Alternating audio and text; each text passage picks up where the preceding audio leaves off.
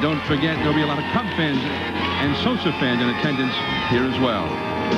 The home run chase looks like this. McWire with 60, one away from Maris, 20 games left.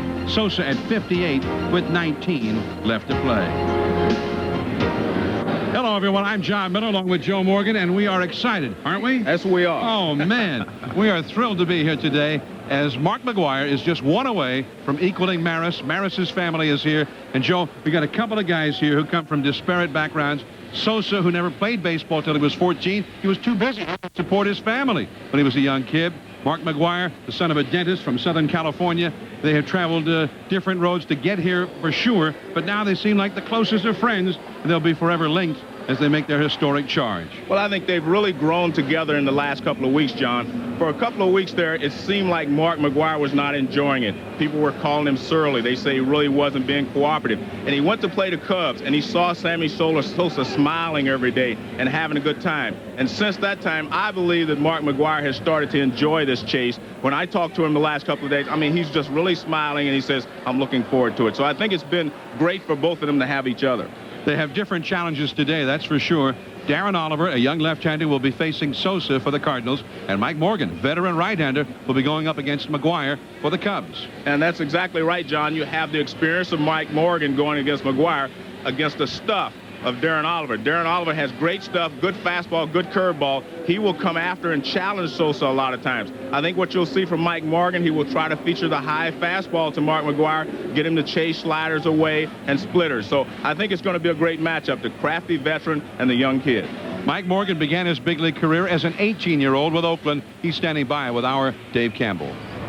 John, thanks, Mike. A veteran pitcher, but still a lot of pressure today, the home run chase. But your team is very much in a race also. Well, that's the most important thing, Dave, is the wild card chase for, our ball club at this point in time. And since, I've been traded over from Minnesota, I've been called upon to do a job. As of lately, I haven't pitched too well for him, but we've won both of my starts. And I'm not naive to what's going on. I know what's going on with the McWire chase and the Sammy Sosa deal, going for Roger Maris's record, but I like to touch on it's great for baseball in general. I mean, baseball kind of took a little bit of a beating in '94. It's back on its feet again, the greatest game of all times, and it's a great opportunity for the game to come back, and it's a great opportunity for Mike Morgan to be pitching a game like this today that means some for our team and that means some for the game of baseball. One of the spies in your clubhouse told me you have given up one historic home run. Yeah, Yaz got me in 1979, his 400th home run when I was 19 years old in Fenway, so I'm in the books on one, and if I happen to get in the books on another occasion, but the Cubs win the game, then I've done my job. Thanks. John? It's the Cubs and the Cardinals before the sellout crowd and all of you. Sosa and McWire, center stage.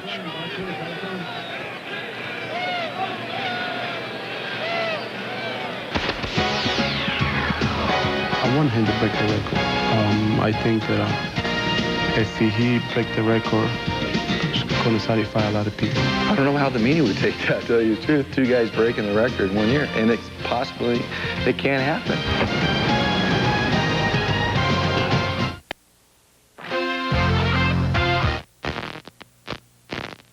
This ESPN Major League Baseball special is brought to you by Castrol Syntec, the active lubricant.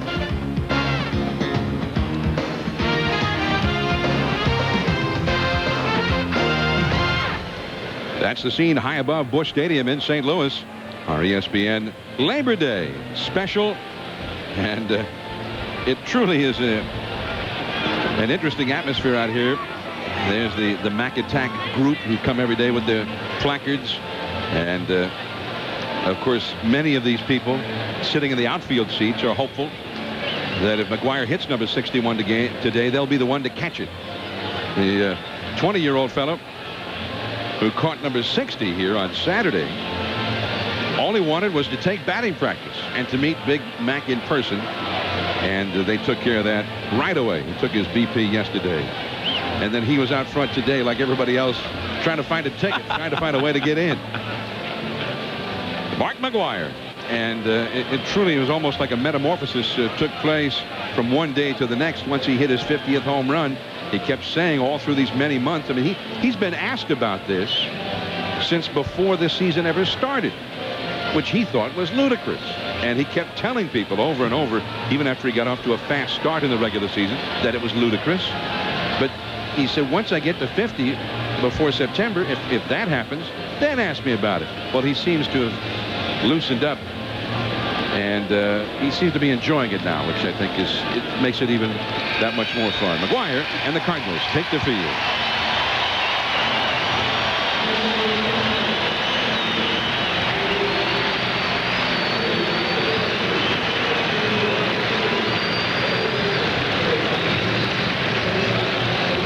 The Cardinals, who are headed nowhere this year, 4 games under 500. The McWire and his chase of Maris has become the season, really, for the Cardinals. Here's the AMC Sierra Cubs batting order. It'll be Lance Johnson in center field. Jose Hernandez has had a fine year at shortstop. Mark Grace at first base, hitting third. Sammy Sosa will hit cleanup against the left-hander. And look at this, 21 homers in his last 39 games. Glenn Allen Hill in left field. Gary Gaetti, the former Cardinal, at third base. Mickey Morandini is at second base. Scott Service is the catcher, hitting 8th. And Mike Morgan, the veteran right-hander, is on the mound, just recently acquired from the Minnesota Twins. And on the mound, the former Texas Ranger, left-hander Darren Oliver, acquired in the Todd Stottlemyre-Royce Clayton trade from Texas. And that's his overall record for both Texas and St. Louis.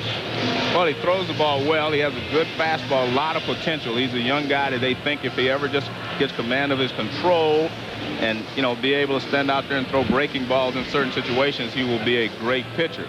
But he has good stuff, fastball, curveball. He throws a changeup. But in most cases, you're going to see him challenge Sosa, hopefully for his sake, not down the middle, but he'll be trying to challenge him with the fastball. And let's take a look at the defense. You know, this is pretty good fast outfield. Mark McGwire at first base, of course, he's got 10 errors so far this season, which is not his norm. He won a Gold Glove a few years ago. People only think of him as just a power hitter, but he's a pretty good defensive first baseman as well. Mark McGwire, who, of course, was a pitcher. I mean, he was recruited out of high school, Damien High School in Southern California, as a pitcher. He was recommended to the head coach at USC, Rod Dado, who, by the way, is in attendance here this weekend to watch his former protege. Marcel Latchman was a pitching coach for SC and recommended McGwire to Rod Dado, and that's how McGwire ended up going to USC as a pitcher. Lance Johnson leads it off now. Unlike the Cardinals, the Cubs have a lot to play for other than the home run record. They are trying to make the postseason. That ball is caught in left by Ron Gant. There's one away. The Cubs have the lead in the National League wild card race by 1 game over the New York Mets. And this is one thing that I'm a little surprised at with the Cubs, that they have not moved Sammy Sosa like up to the 3rd slot to give him more at-bats over the course of the season. Plus, you know, as a pitcher, you have to face him in the 1st inning. That puts a little more pressure on you to get the first 2 hitters out. McGwire is in a perfect situation like that. They know they have to face McGwire in the 1st inning. Well, as Jose Hernandez takes a strike, Jose Hernandez has 21 homers and 69 runs batted in. Sosa will most often hit 3rd against a right-hander, and they have Grace up in the 3rd spot against the lefties, and that's a base hit for Hernandez. The Mets are in 2nd place in the wild card. They're playing Atlanta. Here's an update. John, thank you. 2nd inning, Bruce Chen making his major league debut for Atlanta because Denny Nagel scratched because of a bad shoulder, and Louis Lopez with a man on, his 2nd home run of the year. Plesko going back, can't get it, gone. 2-run shot. 2-0 Mets, John, right now, the bottom of the 2nd inning. Thanks to Bill Pito for that update from Shea Stadium. We'll keep you posted on that ball game, which has a great significance to the Cubs and also the San Francisco Giants. The Giants 3rd place in the wild card in the National League, and they play late tonight in San Diego. Here is Mark Grace, left-handed hitter, .319 average, 14 homers, 74 batted in. And Jim Riggleman feels that Grace is pretty strong against all types of pitching, but is liable maybe to see something a little better to hit from a lefty with Sosa protecting. The count 2-0. Well, that may be true, and I agree that, you know, Mark Grace is a good hitter. That's why I think that he could hit 4th on a daily basis and get Sammy Sosa that extra at bat. over a few ball games, especially when they are at home or on, they get more at bats. That's a foul tip.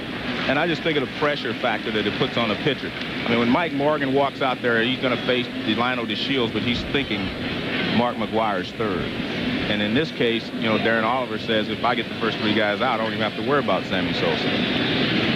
2-1 the count. And even now, if he could get Grace to hit a double play, he would not have to face Sosa. And Grace has grounded into 17 double plays. Ironically, he and Sosa are tied for the club lead in that category. Sosa and Grace both hit the ball hard, and or at least Grace is not that fast a runner. 2-1 the count. Hernandez not running. In the air to left. Gant. 2 down, and now Sammy Sosa will arrive center stage. Well, then one thing to note, the first couple of hitters here, the first 3 hitters will hit the ball hard.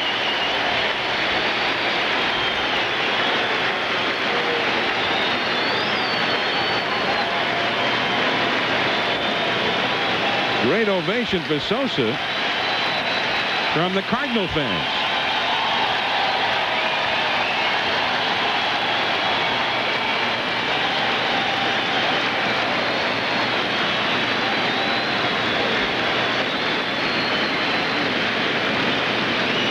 Sammy Sosa standing in. John Miller and Joe Morgan with you from St. Louis. We're in the first inning. Welcome to those of you who've been watching the Mets and Braves game. And Sosa takes a called strike from Darren Oliver, the young left-hander pitching for the Cardinals. 2 men out. And Jose Hernandez, the runner at first. Sosa with 58 home runs, 140 runs batted in.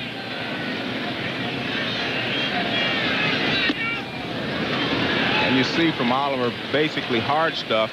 So he's going to challenge Sosa. He's just going to try to challenge him as he did the first pitch by going over the outside corner and then try to miss inside, go back away.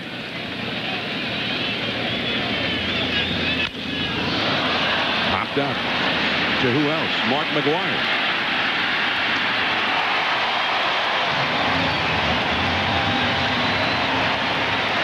Sosa is 0 for 1, and McGwire will be coming up third in the last of the first.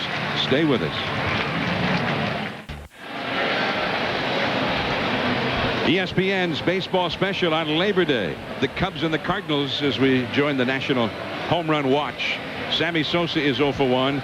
In between innings, Matt McGwire. Mark McGwire's 10-year-old son who flew in from Southern California for the big weekend. And Mark came in and gave his son a kiss. And there's Matt, who has got to be as proud as he can be, and perhaps as nervous as anybody here, waiting to see if his dad going to hit number 61. Here is the GMC truck Cardinals batting order. It will be Delino DeShields at second base, Brian Jordan in right field, and Mark McGwire hitting third at first base. And he is just otherworldly right now. 13 homers in the last 19 games. It's not possible. Ray Langford hits cleanup in center. Ron Gant in left. Fernando Tatis at third base. Placido Polanco is at short, hitting seventh. Darren Oliver, the pitcher, hits eighth. And hitting ninth, the catcher, Eli Marrero. And on the mound for the Cubs, the veteran right-hander Mike Morgan. And here in St. Louis, up in the hand-operated out-of-town scoreboard, they keep track of the out-of-town scores, including the McGwire-Sosa race. And McGwire continues to have a 2-homer advantage.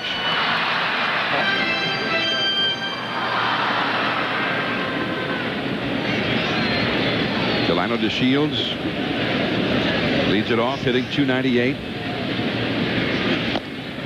Bluffs the bunt, takes a called strike. Morgan started the year with the Minnesota Twins, went on the disabled list, and when he was acquired by the Cubs, he just had come off the disabled list and has not yet pitched real well for Chicago. 1 ball, 1 strike. Morgan is 38 years of age. He, like McGwire, began his career with the Oakland Athletics, although several years before McGwire. He made his first major league start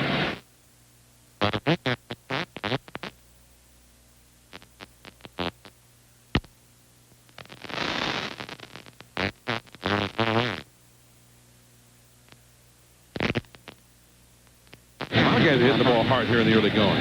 Well, I think, again, that first inning is tough for the pitchers. I mean, I think they're a little nervous, too.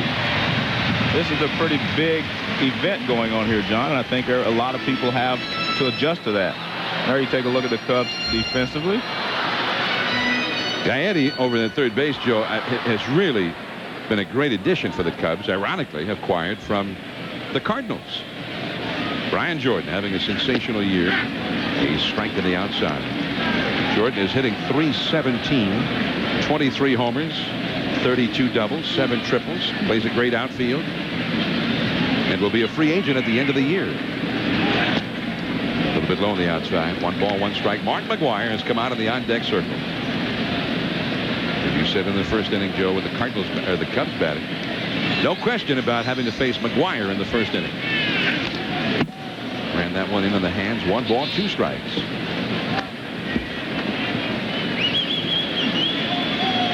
And he's here to watch Dan, but he's also here to work. Matt McGuire's got some work to do as the bat boy for the game. Hot, humid, hazy day in St. Louis. Hold it outside. 2 balls, 2 strikes. 93 degrees, the game time temperature. Here on the shores of the Mississippi. The wind is blowing out toward left field. Run out of the hill. And that's up number 2. And now McWire.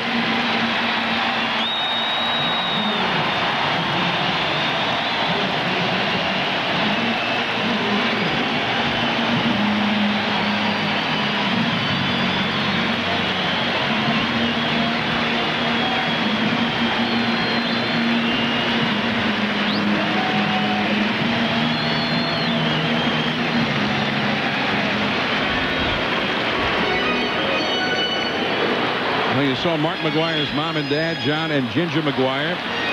Mark McGuire's son. They're all here now with everyone else as Mark McGuire comes to the plate and a tough slider. Nice pitch, 0-1.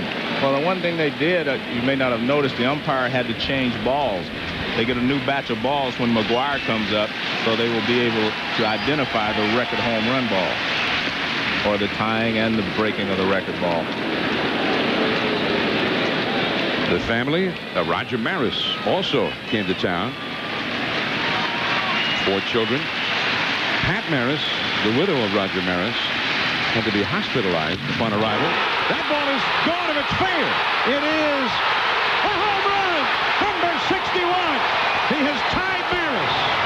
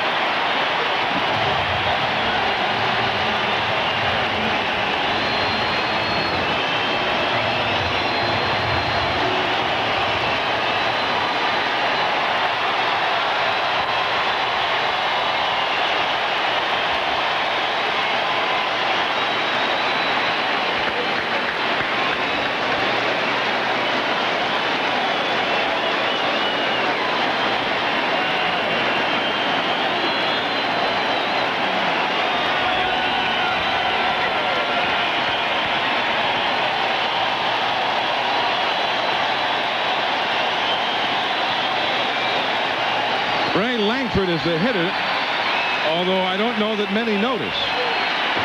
Everybody is still standing and applauding Mark McGuire, who just hit a streak of lightning off the facing of the mezzanine level in left field. That took about 2 seconds to get there, if that. His son Matt was the first to greet him.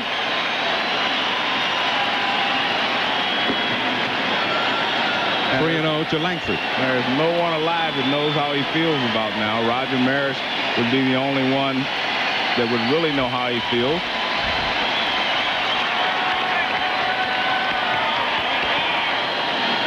They just can't start cheering. A strike. 3-1 now. Home run number 61 on Labor Day 1998 in the 143rd game. Maris hit number 61 in the final game of the year, October the 1st, 1961, against Tracy Stallard of the Boston Red Sox in the 4th inning with nobody on at Yankee Stadium. And McWire, you can see there, it looked like he's shaking. Well, he'd have to be. Only a professional athlete, to be honest with you, can have that feeling that he has now, personal accomplishment and setting out to do something and accomplishing it, something that started when he was about 5 years old. All the hard work that he's put in, the ground balls that he's taken, the extra batting practice, playing Little League all the way up to where he is now, all that was in preparations for this moment. And for you to achieve that moment is just unbelievable. Still 3-2 to Langford. In the first inning of the 143rd game against Mike Morgan, Mark McWire becomes the second in history to reach 61 home runs.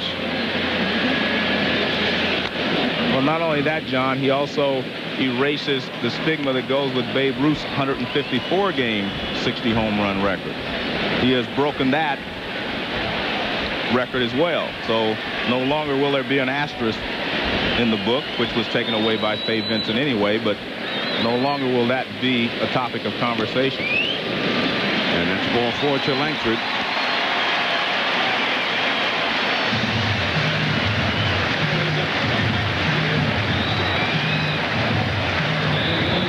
Two down, runner at first, and Ron Gaetti. And Roger has company now at 61. Again, this we had started to mention Roger Maris's widow, Mrs. Pat Maris,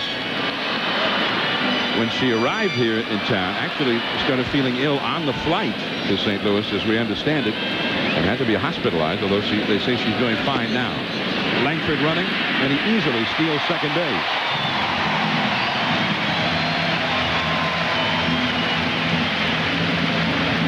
His 20th steal of the year.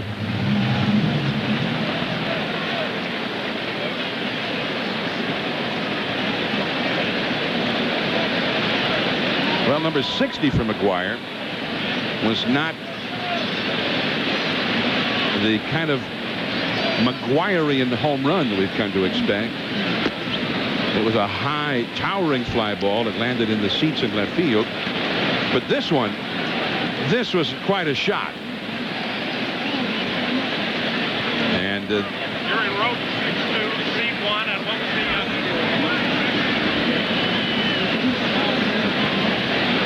that ball hit off the windows of the restaurant out there in left field, just below the upper deck, and then ricocheted down, and you just saw the point in the, I guess, the first or second row right down there in the lower level where it landed. So somebody down there was able to retrieve the carom.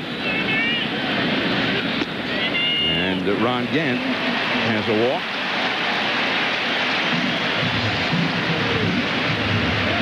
This is a line drive. It's not really, it's a fastball that hits the middle of the plate and hits a line drive down the left field line. As you called it, John, it's fair or foul. It was close to being foul.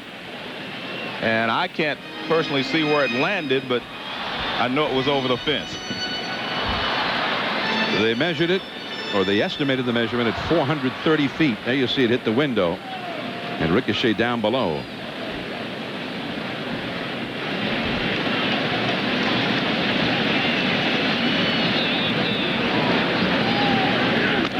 This is young Fernando Tatis, acquired from Texas. First ball swinging. Grace has to put out. But Mark McGwire has a share of history now. 61 homers. It is now Maris and McGwire. Not quite 37 years from the date of Maris's hitting number 61. And another ovation for McGwire.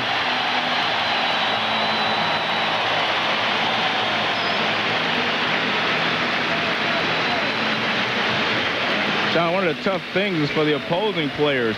When you hit a home run like that, he rounded first base. Mark Grace gave him a high five.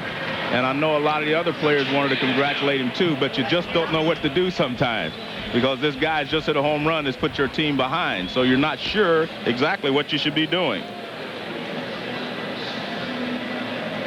Well, there's the swing, and he knows it's a home run if it stays fair, and he knows he hit it so hard he couldn't hook. And there's the Maris family behind him. And Stan Musial down there. There's the Maris family. And they have to have mixed emotions too. I'm sure they didn't want his record broken like his parents did, but by the same token, you know, I think they're happy that this has brought a lot of fame to their father.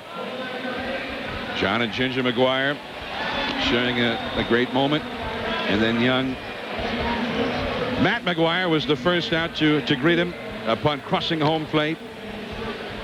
And then pointing up toward his mom and dad. Sammy Sosa reacted as well.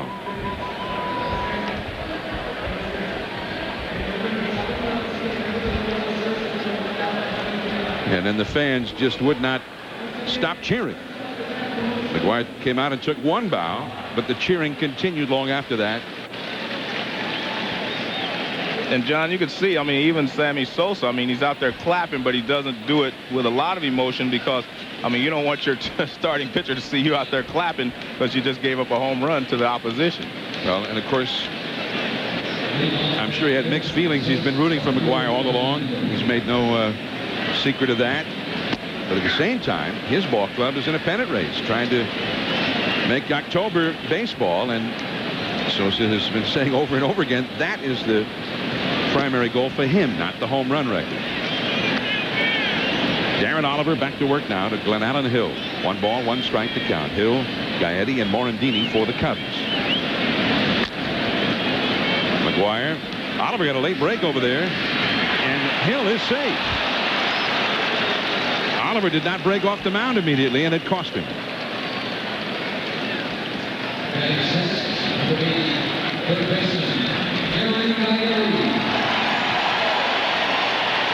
And a very warm welcome. In fact, welcome back to Gary Gaetti. He helped the Cardinals win a division title 2 years ago and have become a favorite here. Hard-nosed player. And he has been a great pickup for the Cubs, trying to help them get into October. And that's ball 1. Joe, you mentioned the players not quite sure how to react because certainly the Cubs players in the field were excited to be a part of the great moment.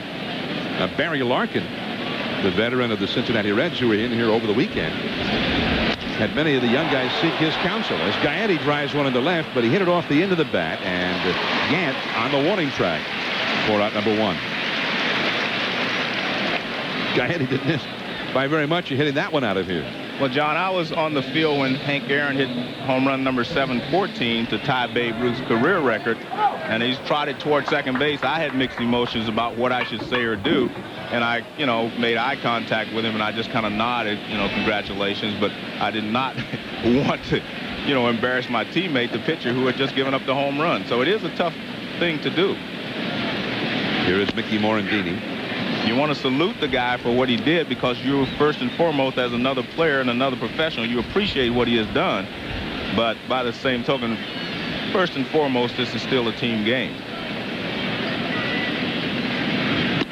And that's a strike, 0-2. Well, Barry Larkin advised his young Reds teammates, and this is what you're saying.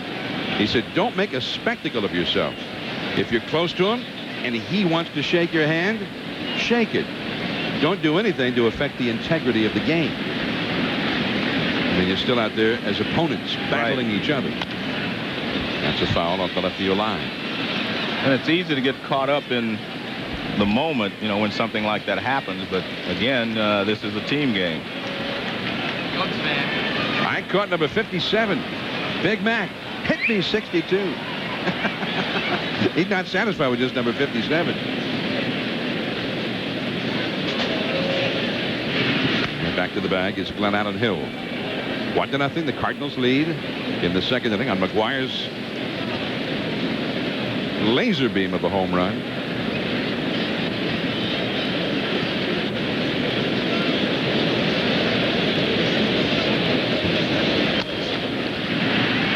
To Shields will go to first. Out number 2. Well, that home run landed in the stands in left field. Let's find out who's got it. Here's Dave Campbell. Thanks, John. Mike Davidson is the young man's name. You want to show us the ball? What's it got? A special number? Must be infrared.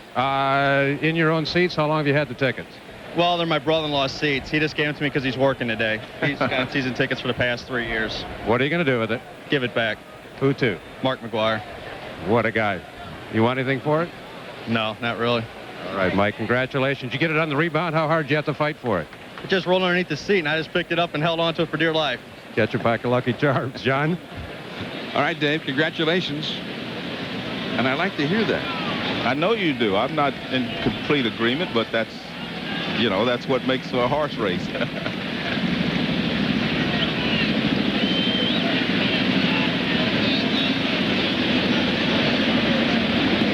Well, he may have some friends and neighbors and even family who say, "You schmuck, you could have sold that for a fortune." And there he is. It fell into the seat, and he picked it up. And then they piled on. He looked like a quarterback as the gun was going off, Joe. He just fell on the ball and wrapped it up. Well, I think the interesting thing and the fun thing for me is that when someone has secured the balls in the past, you know, the people have stopped scrambling and let him, you know, be the hero. 2-0 the count. Scott Service, the hitter. Runner at second. Cubs need a base hit to tie this game. The strike over the outside. The pitcher, Mike Morgan, would be next. Well, when Maris hit number 61, a young kid named Sal Durante, about 20 years old, he was the one who ended up with the ball. And a restaurateur from Northern California had in advance offered $5,000 for the ball. Sal Durante was brought down to meet Roger Maris at Yankee Stadium after the game, and he offered the ball back to Roger instead of going for the money. But Maris handed the ball back to him and said, "You keep it. Maybe you can make some money with it." And that's exactly what Sammy Sosa did. You know, a guy brought the ball to him. Sammy signed it and gave it back to him. Yeah. Actually, a woman in Chicago. Yeah, and I think that's great. I mean, I see that's the way I look at it. I mean, I think that, as Sammy said, the ball means more to you than it would to me. You know, but that wasn't number 61 or 2. That was. Well, it was the all-time. He actually tied the Cubs record at Wrigley Field. There was a great story because the woman who works for the Chicago Tribune had brought her glove to the game and also had a little sign that said, "Sammy, hit number 56 to me and I'll give it back to you." And a few moments later, he hit it to her. She caught it. Service down the left field line. Gant on the move. He's got it. One man left. 1-0. Mark McWire has hit number 61 here in St. Louis. Bill Pito back in the studio. The scene at Shea when they saw that McWire hit number 61. They saw it on the Jumbotron, and the place, as you might expect, went bananas. Mets in the dugout, clapping their hands right now. A rain delay at the top of the fourth, with the Mets up 4-0. So the Mets have a big lead there at Shea, but the same thing happening at Shea virtually that was happening here. The fans erupted in a huge ovation upon getting a look at Big Mac hitting number 61. And of course, that shot was from New York. And you can see the players there can voice their opinion and show that they enjoyed it because they're not, you know, involved in the game here. Yeah.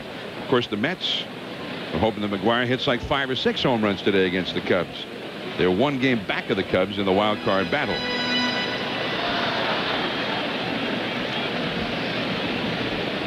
Here is Placido Polanco, the rookie shortstop for the Cardinals, to bat against Mike Morgan. 1-0. The Cardinals lead on McGwire's home run. I was in Los Angeles over the weekend, and on Saturday, at least 3 hours after McWire had hit number 60 here, between innings at Dodger Stadium, they ran a videotape on the big board in left field of McWire hitting the home run. And Polanco is thrown out by Hernandez. There is one away. Immediately when McWire appeared on the screen, Dodger Stadium erupted in an ovation. And then when he hit the home run, 3 hours later, I mean, the videotape of him hitting the home run, Dodger Stadium erupted just as if it had happened there. So that's a place where they don't love the Cardinals. They don't love the opposition. Shea Stadium, a hostile enemy place if you're the opposition. But the country and beyond the country, captivated by McWire and Sosa. Darren Oliver, the pitcher. Hard to brace, but a nice pickup. He made it look easier than it was, I think. 2 down. John, I want to read your statement. You talk about class, and I agree with you. That young fella out there in left field has class. I want to read something that Philippe Alou said, and I've always known that Philippe Alou had a lot of class. He says, the game of baseball is more important than keeping any one player from a record. He said, you should never interfere with the integrity of the game. It's sacred, and it's up to all of us who put on a Major League uniform to make sure the game stays above all else. And I guess the point there is that, you know, you have to go ahead and play the game the way it's supposed to be played. And I like that. And I think that's kind of tells you a lot about Philippe Alou, you know, just the way that he thinks as a manager. His job is to still keep the integrity of the game at the forefront, not just go out there and walk McWire and don't pitch to him and, you know, make a farce of the game. Eli Marrero, the hitter. 2 down, nobody on. Mike Morgan delivers, and Marrero goes deep into left field, and that one is gone.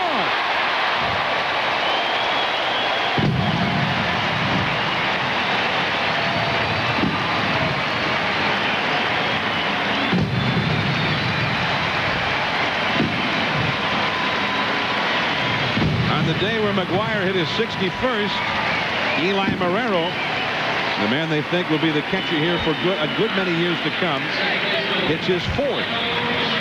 Yeah, but the great thing, John, is the box score will be there. This box score is going to go up to Cooperstown, and, you know, it's going to be around for a long time. The box score from this game will have Marrero hitting a home run. So you still want to perform on this day. Just because Mark McGwire is going to overshadow you doesn't really take away from your performance.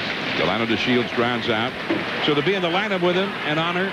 But to be right next to him in the home run column in that box score, that's special. It's the Colts and the Patriots on ESPN Sunday Night Football. Peyton Manning against Drew Bledsoe. ESPN Sunday Night Football. Coverage begins at 8:15. Now that sounds like a great game. I don't want to miss it. Cardinals 2, Cubs nothing. McGwire 61, Sosa 58.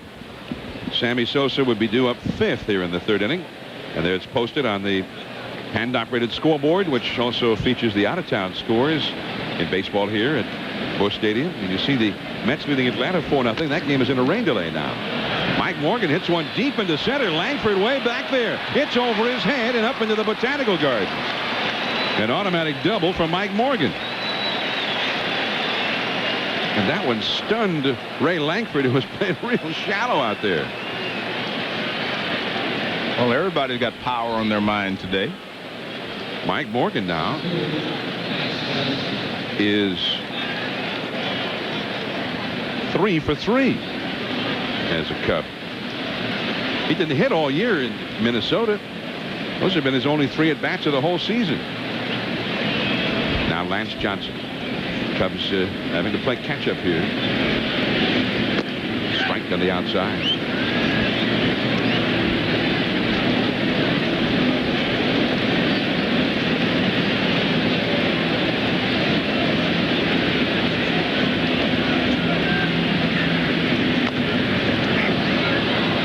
Shallow center. Delano DeShields will let Langford take it. One gone. And now Jose Hernandez will come up. Sammy Sosa from the small town of San Pedro de Macorís in the Dominican Republic. When he was 7 years of age, his father died. And Sammy was the 5th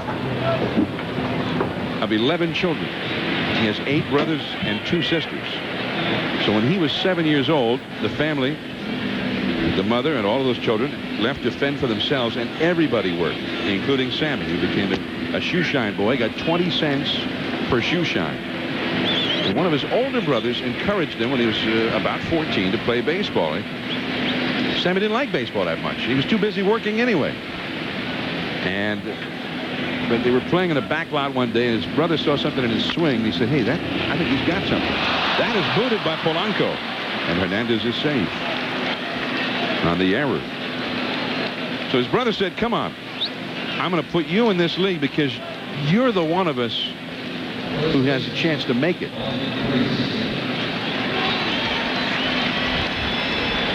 Ground ball to shortstop. He doesn't get in front of it, and the ball gets away from shortstop. So 2 men on, and now Mark Grace is up, and unless Grace hits a double play, Sosa would follow him. So the big hitters are up now for the Cubs with 2 men on, 1 man out in the 3rd inning, and that's a ball. So Sosa, inspired by the idea that maybe he could make it and bring some serious money into the family, then, at the urging of his brother, pursued baseball. He had no money for a glove or for shoes. He used a stick for a bat and a halved milk carton for a glove. He'd just use it until it would fall apart, and they'd get another milk carton. He says he was a young guy, had not played much ball, and the way Sammy puts it, he says, I got everything from God. I started playing well, and 2 years later, he was signed by the Texas Rangers at age 16.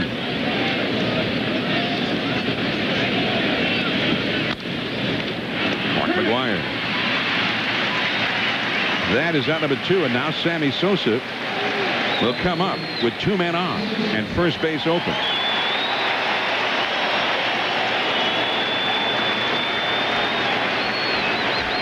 And the Cardinals fans really have showed a lot of class here, you know, by the reception they're giving Sammy Sosa. I mean, it's just amazing.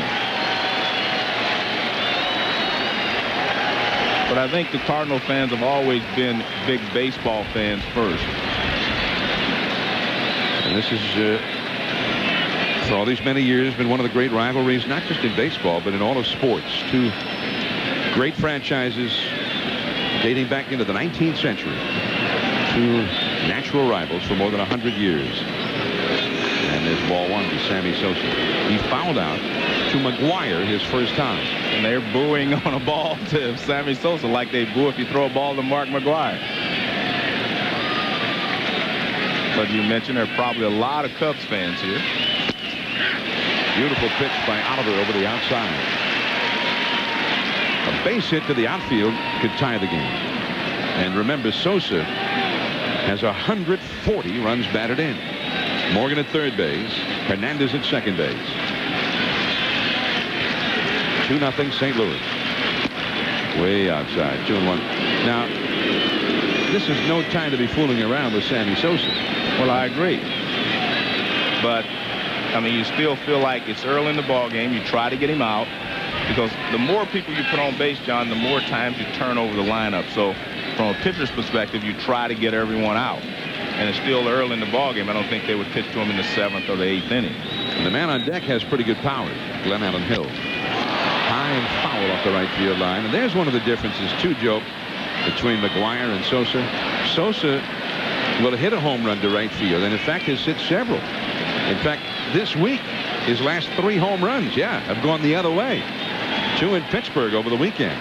But I think the reason for that is that Sosa's not as strong as McWire. In fact, I don't know who is, but and so the ball's away from him. He can't pull it back and hit it over the center field wall like McWire can. So he has to go with the pitch if it's out there. Ooh, curveball got him looking.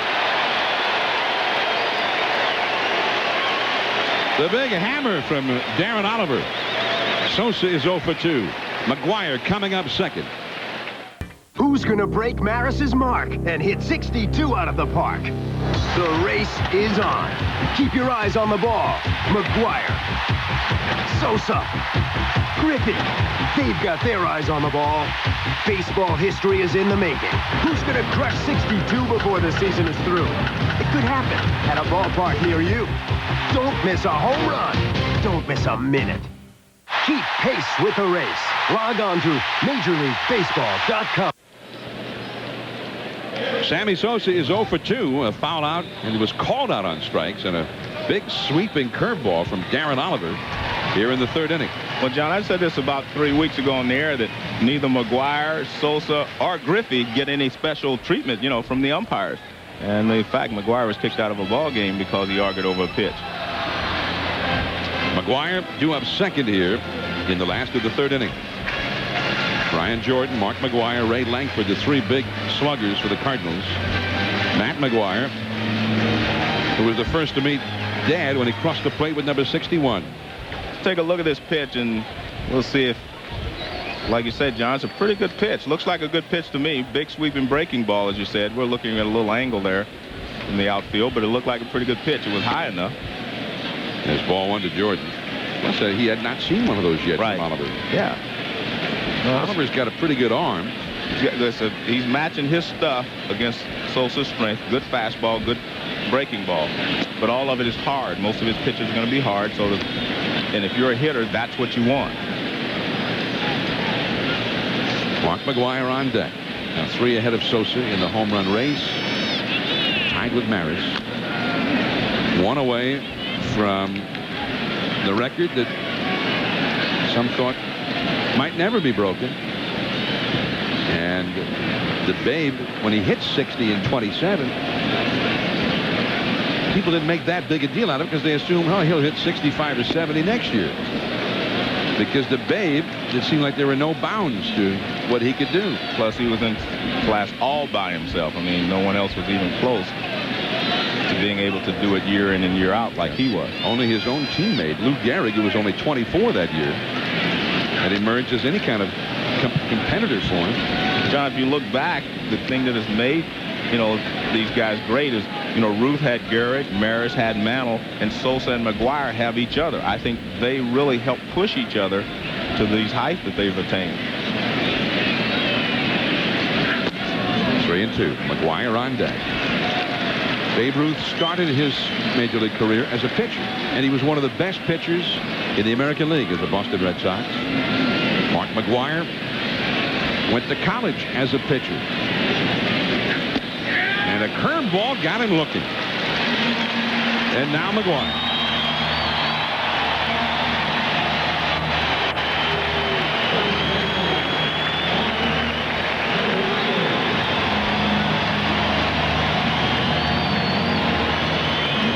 The new ball put in play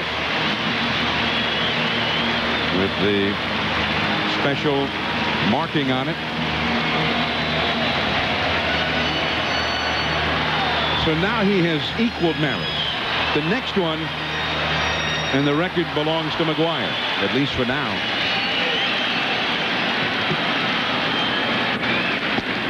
Ball 1.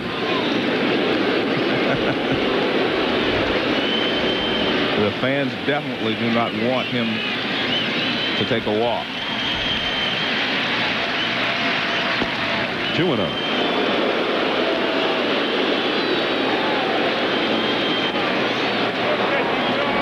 Everybody in the Cubs dugout right there at the railing to get a good post view. Base hit. Gaetti. It was hit so sharply, waved at it, couldn't get it. Well, he kind of stumbled over that way a little bit, and then the hop was such an in-between hop, he didn't really have a chance.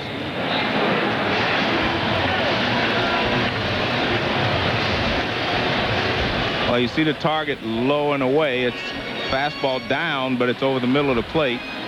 And watch Gaetti. See, it's the hop right there, the skid. It kind of skidded. That's the reason he wasn't able to make the play.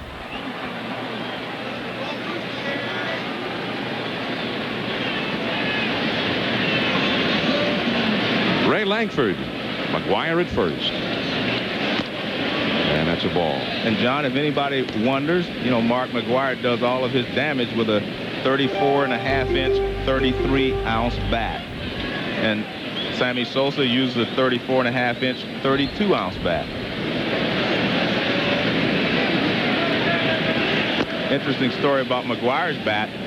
I played for the Oakland A's in 1984 along with Davey Lopes. So when the season was over, they sent all of our bats down to the instructional league, and Mark McGwire was down there. And he picked mine up. He said, it's too small, threw it away. Picked up Davey Lopes, and he said, this feels perfect. And he's used the Davey Lopes bat ever since that time. Nice pickup at second. And Morandini throws out Ray Langford. McGwire takes second. We're talking about the bats that they use.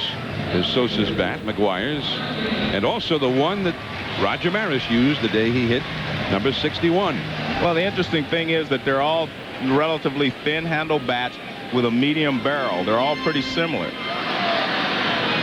Sammy Sosa often uses, you know, a black bat, but they're all very similar. Well, Sosa said lately he's been using Glenn Allen Hill's bat. And Glenn Allen Hill. Well, that one hits Ron Gant, and the bases are loaded. I beg your pardon. First and second. That was the coach over there at first base, not a base runner. Dave McKay, the coach over there. So, although he was standing in the bag, he was not actually a runner. Well, Ron Gant really doesn't have any place to go here. Gets him right in the middle of the back. He just kind of turns away. Pitch way off the plate inside. Glenn Allen Hill says, hey, he's using my bat, but I'm not going to take any credit for anything that he's doing. He says, although I would like to see my bat end up in Cooperstown. Well, Davey Lopes told McGwire, he says, it didn't work that well for me anyway. I'm glad you can use it. Davey Lopes once hit 27 or 28 home runs in a season. Got 28, I believe, in 1979. Coaching with the San Diego Padres. 2 on, 2 out. The Cardinals already leading 2-0. And a guy that I think should be a manager.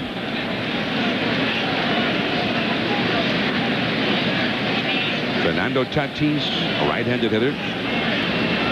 Very young. Also from the Dominican Republic. And he made a point of going over to chat with Sammy Sosa before the game during batting practice.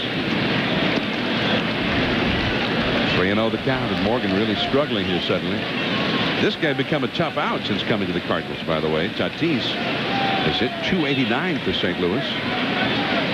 5 home runs in 128 at-bats before today.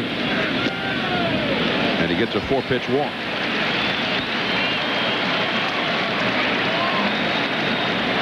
The bases are loaded for Placido Polanco. Phil Regan, the pitching coach, is heading out to the mound. McGwire at third, Gant at second. Tatis goes over to first.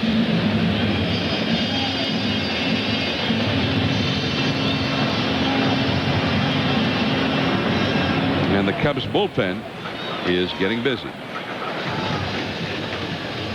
That is Dave Stevens, a right-hander, up in the bullpen.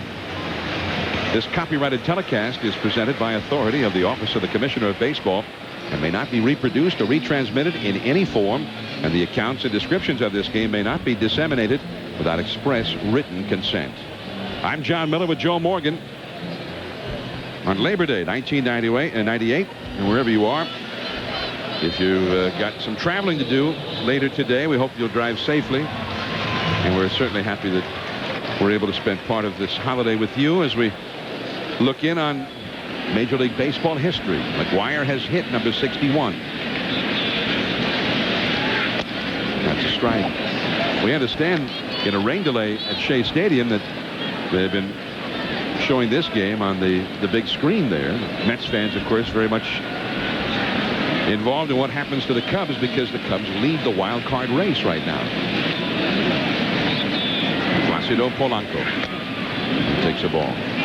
Polanco came into the game hitting .286 in his 98 Major League at-bats. So Mike Morgan now pitching for survival. He's already down 2-0. And the Cardinals had the bases loaded. So the slider, 1 ball, 2 strikes.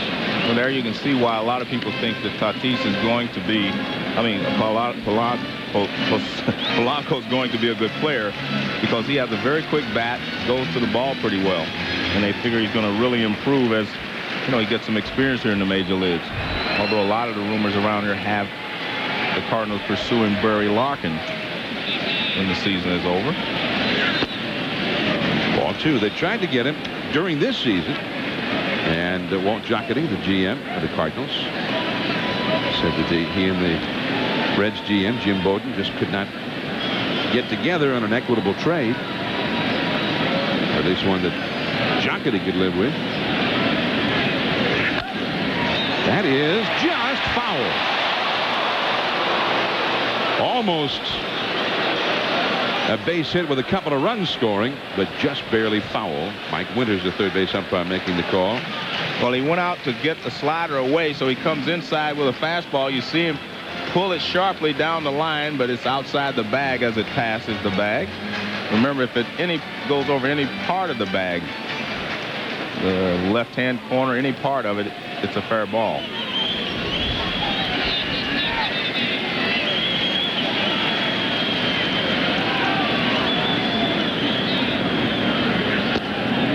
And it goes to 3-2. By the way, we watch Mark McWire, one of the former Bash brothers from Oakland, hit his 61st. Jose Canseco in Toronto for the Red Hot Blue Jays hit his 41st today, a 3-run shot against Cleveland. Runners go. Gaetti in time. The Cardinals leave him loaded, and the Cubs are still right in this one. 2-0 St. Louis after 3.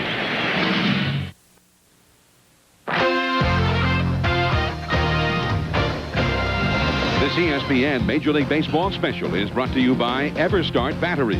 All the cold cranking power your truck, car, boat, or mower will ever need. Available at Walmart.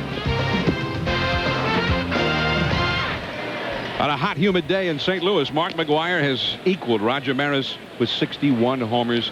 Dave Campbell is with the Maris family.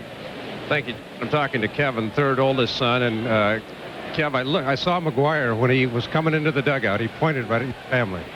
Yeah, it looked like he to us, and that was the way it looked to us. And he thanked us really. And we apologize for some technical problems with that microphone as Glenn Allen Hill stands in. We get the problems figured out. Perhaps we'll go back for a visit with Kevin Maris. And that was interesting, Joe. He said it was obvious to them that he was acknowledging them. Well, and toward them. I think he has a great appreciation for the accomplishments that Roger Maris attained. I mean, I think he realizes how difficult it was for Roger Maris, far more difficult than it was for him and Sammy Sosa to chase Maris's record. When you're Roger Maris, you're chasing Babe Ruth, who is a Yankee, and your closest pursuer is Mickey Mantle, who is maybe one of the greatest Yankees of all time. People really are not pulling for you. Polanco and Hill is out number 1. And there was a lot of pressure on Maris.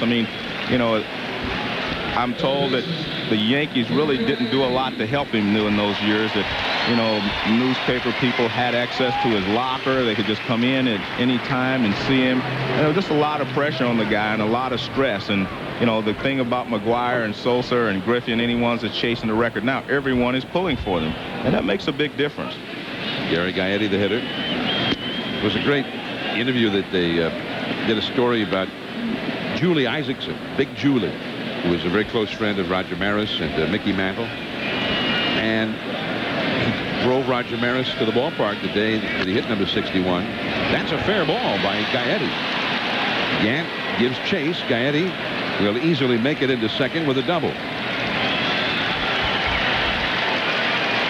But he hit number 61, and then they went out to dinner afterward. And while they were at dinner, a guy came right over to their table. It was Julie Isaacson and his wife, Roger Maris, and The guy said, Roger, personally, I don't like you that much, but would you sign an autograph for my kid?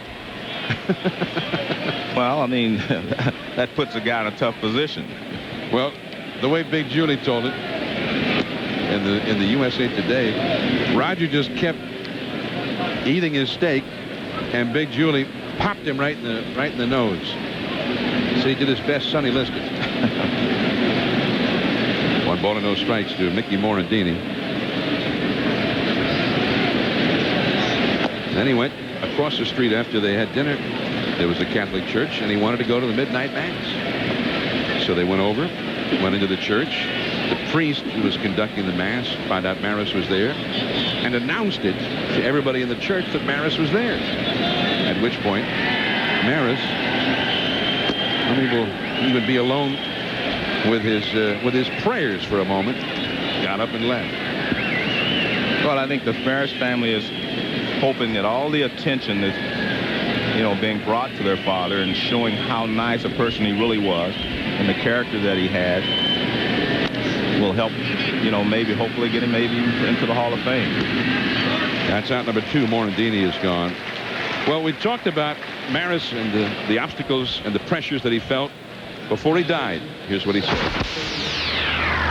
After the ball game, it made it difficult because I sat there until the last writer filtered in and went out. There was no organized period of a half hour, an hour, an hour and a half. Hell, some days I was there 3-4 hours after a ball game, just sitting there with interviews, and it did get grueling. That really hurt. That's the point I'm talking about. The Yankees didn't help him by structuring as the Cardinals have done. Mark McGwire has a time for his press conference. It lasts a certain length of time, then he leaves. But I'm told that, as Roger just said, that he sat in the clubhouse for 2 and 3 hours after the game and answered every question until it was over. And the Maris family is saying, look, they just wish their dad could have had the same kind of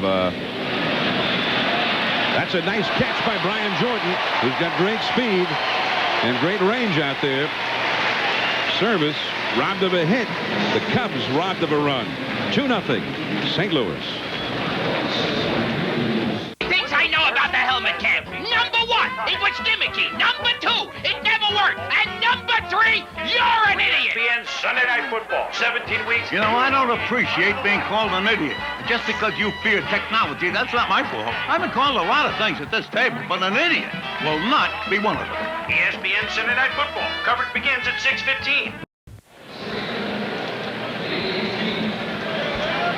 Cardinals 2, Cubs 0. John Miller and Joe Morgan with you from St. Louis. Mark McWire in the first inning wasted little time in getting a share of Major League history as he homered in his first at-bat before the huge crowd. I mean, just electrified the sellout crowd here.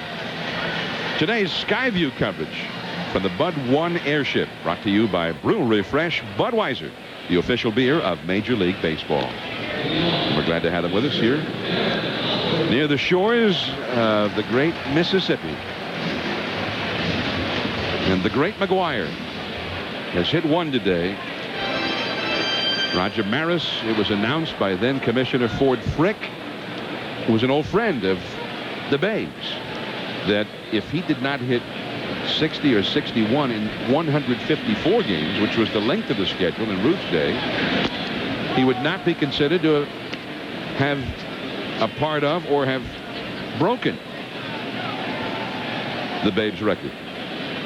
Since then, that so-called asterisk was removed from the official baseball record book by then Commissioner Fay Vincent, because after all, the record is most home runs in a season. As Darren Oliver is at bat, there's the current commissioner, Bud Selig, in attendance today, as well he should be, which conspicuously 24 years ago, then Commissioner Bowie Kuhn was not in attendance the day that Hank Aaron passed the Babes all-time career home run record. And that always bothered Hank, too. 24 years later, it bothers me. Yeah, I agree with you. It bothered me at the time, and it still does. And down on strikes is Darren Oliver. Because no matter what we ever say, whatever people think, the players are still the game. the players of the game, no one else. And I mean, you come to see the players. You saw the commissioner, Bud Selig, down there, and close by him in the commissioner's box, the legendary Stan Musial. There's Stan leaning around the railing, talking with Commissioner Selig. Stan the man. They just unveiled a new statue of Stan Musial outside Busch Stadium this weekend. And not only a great player, Joe, but a great guy. And talk about down to earth. He was at the microphone before the big crowd before the game. They unveiled the statue and all that sort of thing. He said a few words and then he broke out his harmonica and led everybody in singing "Take Me Out to the Ball Game." But his greatest accomplishment is the Wabash Cannonball. You ought to hear him play that. Well, that's probably just for you fellow immortals up there at Yeah, he plays it every year at Cooperstown. And we look forward to hearing him play it. Stan Musial. How did he get the nickname the man? I'm going to ask you. You're a historian.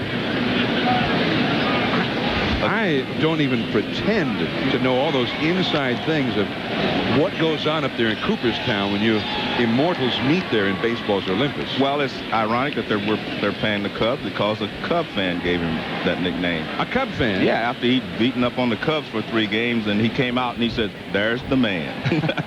And from then on, he was known as Stan the Man. There's Lou Brock, another fellow Hall of Famer. With Stan Musial. Cubs fans still remember Lou Brock for Ernie Broglio. The Cubs traded Lou Brock to the Cardinals, and every Cub fan will tell you that's the worst trade in Cubs history. Here you go, John. You might get a ball. No. I got it. Bob Gibson was here last time. Red Schoendienst is here. I mean, the Cardinal history, I mean, this is, you know, one of the real storied franchises in the history of Major League Baseball. So they have a lot of great Hall of Famers that are always around, and it's one of the reasons this is such a great baseball town. It's a walk for Eli Marrero, who homered his last time. Let's go back now to Dave Campbell. With Kevin Maris, Kev, it looked like when McGuire hit the home run, crossed the plate, shook hands, and then he pointed right at the box to the Maris family.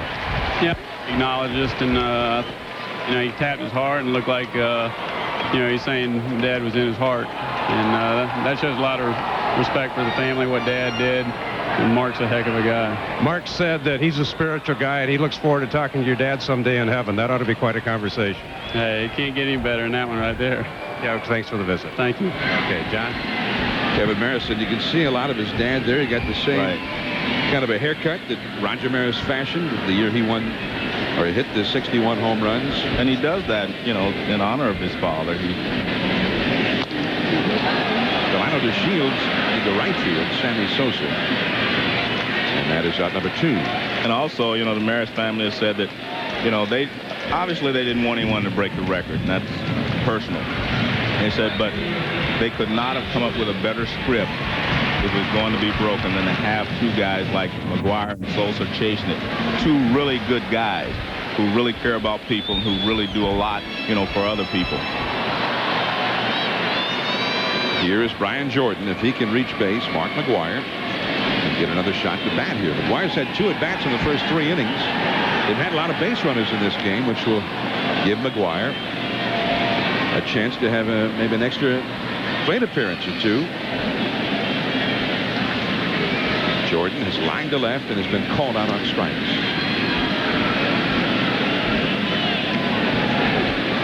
The Cubs bullpen is busy again. We're in the 4th inning. The Cardinals are leading 2-0.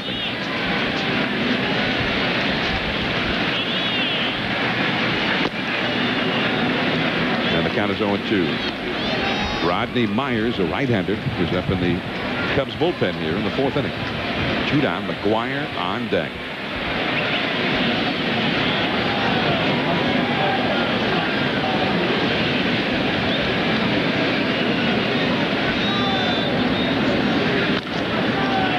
Middle, but behind second was Morandini. The long throw, and the dirt pulled out by Grace.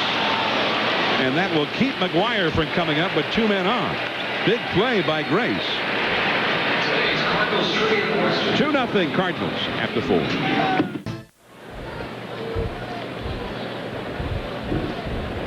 The Cardinals lead the Cubs as we go to the top of the 5th inning here in St. Louis. Coming up, a new time for Monday Night Football on ABC Sports this year, 8 Eastern. Join Al Michaels, Dan Deerdorf, and Boomer Esiason as Drew Bledsoe and the Patriots take on John Elway and the world champion Denver Broncos. That's tonight, 8 Eastern, 5 Pacific on ABC. Mike Morgan against Darren Oliver. Quickly, the count goes to 0-2. Morgan whacked a double over the head of Ray Langford in the 3rd inning. He's 1 for 1.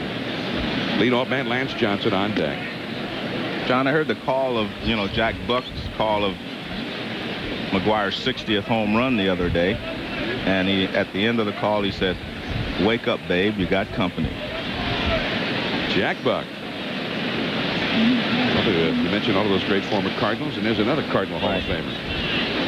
And Jack, of course, last time we were here, they dedicated a statue outside, just outside the front door. Yeah, right outside the front in his familiar pose of broadcasting with his one finger in the ear. He's kind of changed a little bit there, John. He's gone to the headset. That's a foul out of play. Jack Buck. But you know what? I heard Marty Brenneman, who was working the radio for the Cincinnati Reds, call too, and it was great. I think both of them did a fantastic job with that, as you did with number 61. So you guys have a special place in history now. You play-by-play guys. With Marty Brenneman and Jack Buck, that's 2 of my favorites right there. Mine too. Sammy Sosa would be due up 5th in this inning.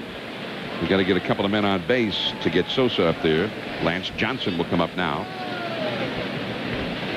It is 2-0. St. Louis is leading. They're still in a rain delay, meanwhile, at Shea Stadium, where the Mets had a 4-0 lead over Atlanta through 3 innings. The Mets will be anxious to see that rain go away, because that is not yet an official game. If they win it, they would have taken 3 out of 4 from Atlanta. That's supposed to be one of the things that was working against them. They had 7 games left with Atlanta, but they have more than held their own with the Braves this weekend. Chance to win the series. That's a ball. 3-0. And they maybe get a little break today. Denny Nagel unable to go. Well, there are a lot of, teams that are coming to the forefront in the National League. But I still think that you're going to have to go through Atlanta to get to the World Series. 3-1 the count.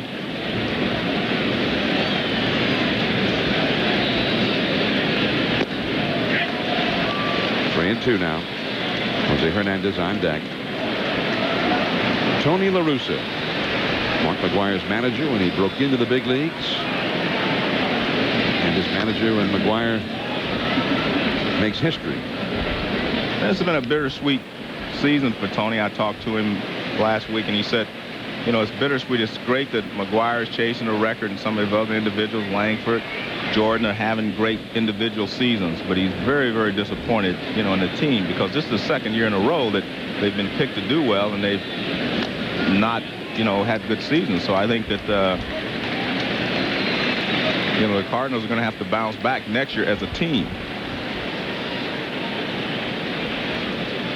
Mark McGwire hit number 61 in the 1st. And you can see that the pitch was supposed to be down and away, but it was a fastball in the middle of the plate. And when you get the ball in the middle of the plate and down, most of the time you're not going to get it back if he's at the plate. But the thing I've always said that separates him from the other home run hitters is that he can hit a perfect pitch out of the ballpark. He does not have to hit mistakes to hit home runs. Most of the other sluggers will feast on the pitcher's mistakes, but he can hit any pitch out of the ballpark. McGwire will be leading off for the Cardinals in the last half of this inning. He has a homer and a single so far today.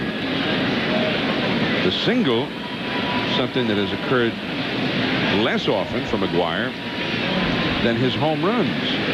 He's got 61 homers, as we all know, and he has 53 singles. And that's pretty unusual. Well, he says he doesn't get paid to hit singles, John. I guess not. Hey, he said, hey, singles hitters drive Fords, home run hitters drive Cadillacs. Who said that? That's what they told me when I first came into the big leagues, but it's never worked that way. Well, Ralph Kiner said that, wasn't it? Yeah. Well, Nellie Fox passed it along to me. So you developed that home run stroke? No, I just didn't listen to him. Hey, Nellie Fox was driving a Cadillac anyway. One out, Johnson at first. Jose Hernandez has got some pop. And this Cubs team has hit 184 home runs this year. They've been one of the great Cubs power teams, led by Sosa, obviously, they've ever had. But the Cardinals, obviously, with McWire, match up pretty well. The Cardinals have hit 190 home runs. Not many National League teams can match up with the Cubs' power. Sammy Sosa at 58, holding his bat in the dugout. He's ready to go. But they need to get somebody else on base here. Mark Grace on deck. Darren Oliver kept them off the board up till now. 1 ball, 1 strike. But 14 of McGuire's last 24 hits have been home runs. Well, that one stretch there in Florida, he hit 4 out of 4 home runs in 5 at bats. And Sosa hit a homer earlier each one of those days, and both nights McGuire answered with 2 home runs.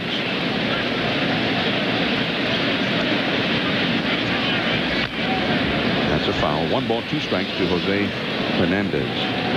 You know, we talk about Roger Maris, and we keep talking about the most home runs ever hit in the minor leagues.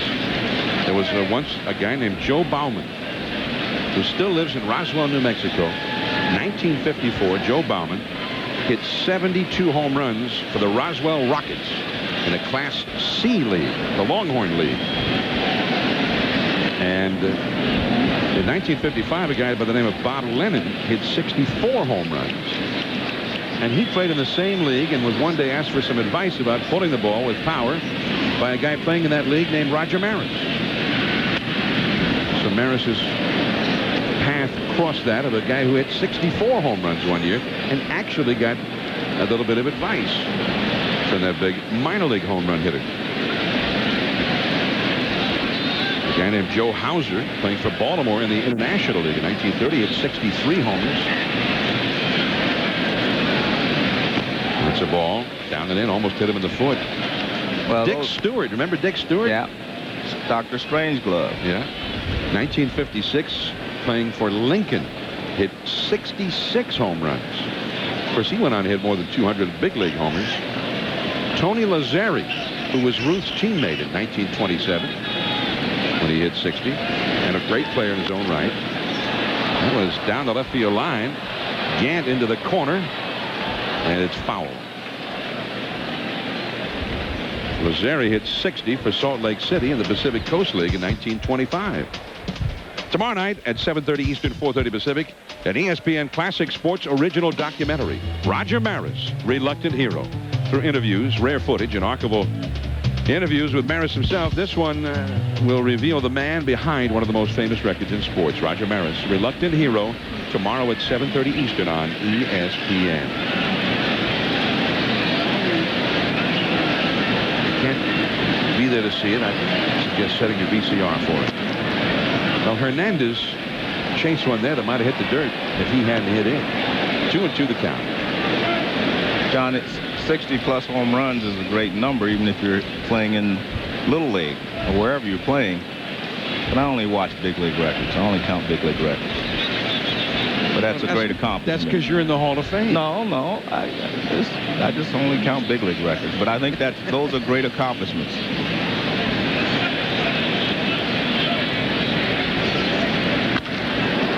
At short by Polanco.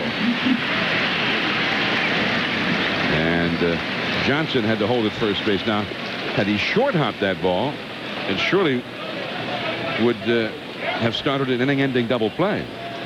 But he caught it, and that brings up Grace. If Grace can get on base, Sammy Sosa will get a shot out of here. 2-0. The Cardinals are leading the Cubs in the top of the 5th inning. Grace is flying to left and grounded to first.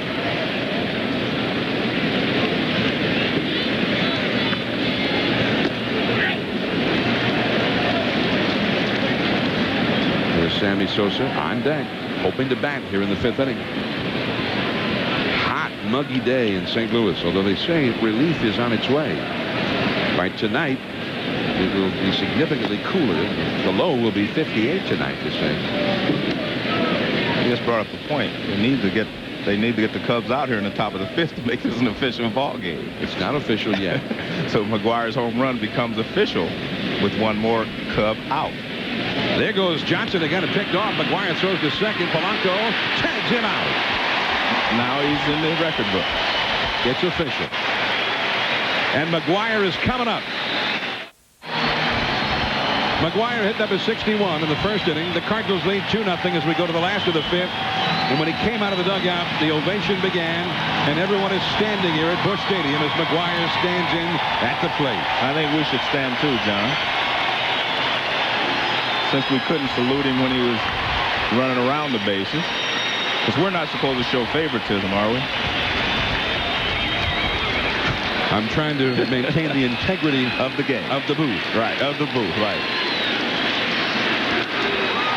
High in the air, shadow center. Morandini out, Johnson in. And McWire is gone on one pitch.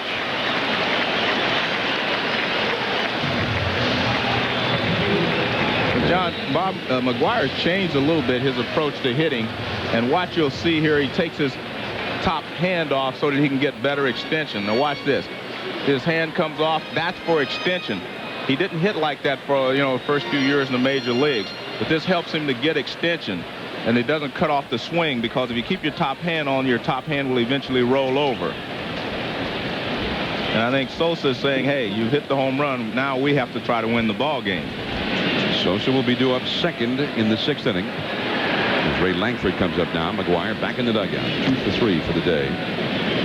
McWire, who is very quick to remember people who have given him help along the way, long before he ever got here, before he ever signed a professional contract. He was given some hitting instruction by Ron Vaughn, who was a coach at USC when McWire got there. Ron Vaughn was one of the early guys to see that McWire maybe had a better future as a hitter than as a pitcher. And McWire went up after his sophomore year to play in the Alaskan Summer League. And their team needed a big slugging first baseman. And Ron Vaughn pointed out to the manager of the team, said, hey, you've already got one. Smart McWire. Give him a shot. McWire played first base instead of pitching up there. And he had a real big season. And was able to convince his manager, Rod Dato, at USC to get him in there as a hitter, which he did. And then he hit 32 home runs to lead intercollegiate baseball in his junior year, and ended up signing a contract with the Oakland Athletics as a hitter. And McWire says he wasn't much of a pitcher. He said he had just a mediocre fastball and a mediocre slider. Although Rod Dato says he had much better stuff than that. But McWire,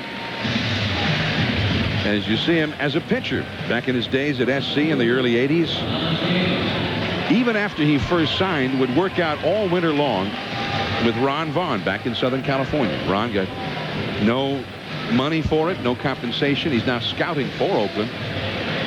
And Ron Vaughn was stunned when he started hearing that Mark McGwire in his interviews this year kept mentioning Ron Vaughn as a guy that taught him everything he really needed to know to be a hitter. McGwire also gives Doug Rader, who became a hitting instructor in Oakland, a great deal of credit for his help. But Ron Vaughn was one of those guys, Joe, and there were thousands of them around the country, or maybe not enough of them, who were out there without fame, without fortune, but teaching the game of baseball to young people. Taking those who are willing to work, and McGwire was, and help them polish their game. McGwire was willing to put in the time, and Ron Vaughn was there for him. And he also mentioned that when he was with Oakland, he learned a lot about hitting from, Bob Watson, who was a hitting instructor there. And as I mentioned, lately he's adapted some of Charlie Lau's, hitting philosophy, and that is the right top hand coming off the bat. A lot of people always felt that when your top hand came off the bat, you would only hit singles, but that's not true, because you're still making contact with both hands, but you're getting the extension. And extension is the key to hitting a lot of home runs. And extension is the key to driving the ball. Langford at first, one out. Gant the hitter. Last Sunday when we were here, and McGwire hit that spectacular home run to beat Atlanta. Ron Vaughn and his wife in Southern California had the game on television. There goes Langford. Service throws in the dirt. And Langford will hold at second base as Morandini was able to knock it down. Well, Service didn't get much on that throw at all. Because I actually thought he had a shot at Gant, but he did not get anything on the throw. Langford, I'm sorry. He didn't get anything on the throw. Langford's got his second steal of the year, of the game, and his 21st of the year. Thought about going. No, it was too close. I think Morandini was trying to decoy him as to he didn't know where the ball was. But when McWire hit that big home run to beat Atlanta last week on Sunday Night Baseball, his 55th homer of the year, Ron's wife ran in from the other room and says, Marky has just done it again. And Ron said he was excited for McWire, but also he said at that moment, he says they were as proud of McWire as if he was a member of their family. And he said that was satisfaction enough for him for the time he put in with McWire. That's the reason he did it. Thought McWire had a chance to do something with it. 2-2 the count. And that's, I know, in your own book, you talked about that and the responsibility of the older generation of players to continue that tradition of passing along that knowledge to the younger players. I think that's something that has slacked off in the last few years, and I think it needs to be returned to the forefront for baseball and for players who've learned a lot from other people just to pass that knowledge along. You know, Rick Sutcliffe is a guy now doing television for San Diego, but he still reserves a couple of months during the season where he goes down and works with the Padres pitchers in the rookie leagues and in spring training. And I asked him why, and he said, because I feel it's important for me to give something back to the game. Maybe he read your book, Joe. Well, no, I just think that's a great attitude to have because this is a great game. Here comes Jim Riggleman out now. 2 men on, consecutive walks here by Mike Morgan. The bullpen is busy. And Morgan, remember, making only his 3rd start since coming back from the disabled list. Morgan's only allowed 2 runs up till now. We are, of course, in St. Louis. Where else would we be? There's the famed Gateway Arch along the shores of the Mississippi and Busch Stadium in the background. And today's Skyview coverage is coming from Bud One Airship, brought to you by Brewery Fresh Budweiser, the official beer of Major League Baseball. Here's Bud One. Fernando Tatis up now. Morgan is staying in there. It hasn't been elegant so far. He's given up a booming home run to McWire. Another homer to Marrero. He's had base runners in every inning. But so far, Joe, he's kept them in the game. Well, that's what Mike Morgan does. He's a crafty veteran that keeps his ball club in the game. As he mentioned, he hasn't pitched as well as he would like, but the Cubs have won his 2 previous starts because he keeps them in the ball game. He has walked 6 in 4 1/3 innings and given up 2 homers, but only 2 runs on the board. Slider misses. 2-0. Rodney Myers, a right-hander, warming up in the Chicago bullpen. Myers is ready if needed. Shouldn't take too long to get loose on a day like today. Jim Riggleman, pensive in the dugout. Cubs leading the wild card race. Pitch disappeared up there. 2 balls, 2 strikes. Placido Polanco is on deck.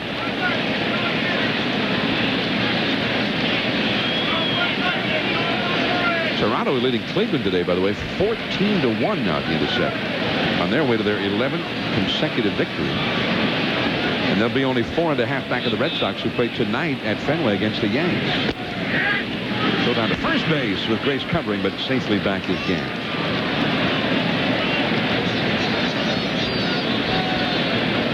Two and 2 the count. To Tatis.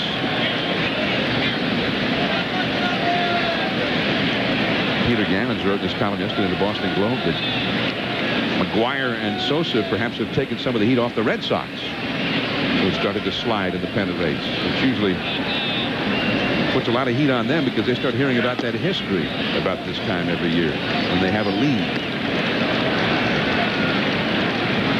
3-2 the count now. Well, both of these runners are fast, Joe. I'm sending them. Well, I'm not so sure Tony will in this situation because, you know, Tatis will strike out a lot. I'm sending them. Okay. I'm not going to send them yet. Well, they're holding on. Oh, they never listen to me.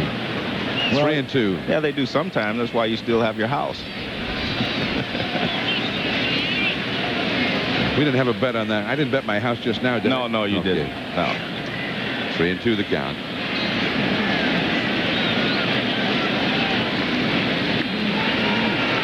See, you look at Tony. Tony's a tricky guy. You never know now. Well, plus, if they, let's say the guy struck out and they stole, then they could walk Polanco to go after the pitcher. The pitcher's hitting 8. Well, this should be 2. Here's 1. Morandini to first. 2. Double play. Yeah, they should have sent him. 6th inning, Grace, and then Sammy Sosa coming up.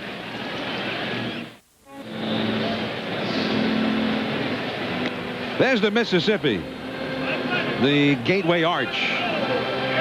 St. Louis, the gateway to the West, one of America's historic cities, part of the opening up of the West. It started here. John Miller and Joe Morgan. Today, history has been made. Mark McGwire, the second major leaguer to reach 61 homers, joining Roger Maris.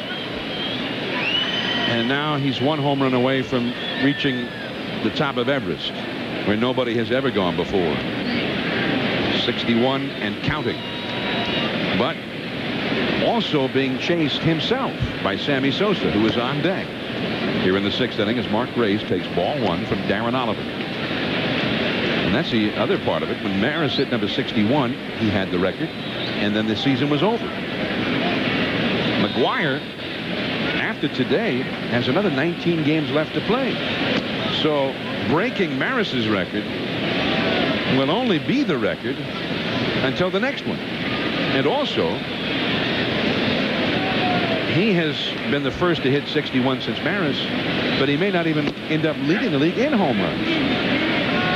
Sammy Sosa might overtake him. Well, I think that's what has really helped both of them. They push each other. They're not competing against each other, they say, but at least they're pushing each other. 3-1 the count to Grace. Well, Oliver needs to make a pitch here. He can't walk Grace in front of Sammy Sosa. Grace, though, often does walk. Very selective up there. Strike 2, good fastball. He has walked nearly twice as often as he struck out.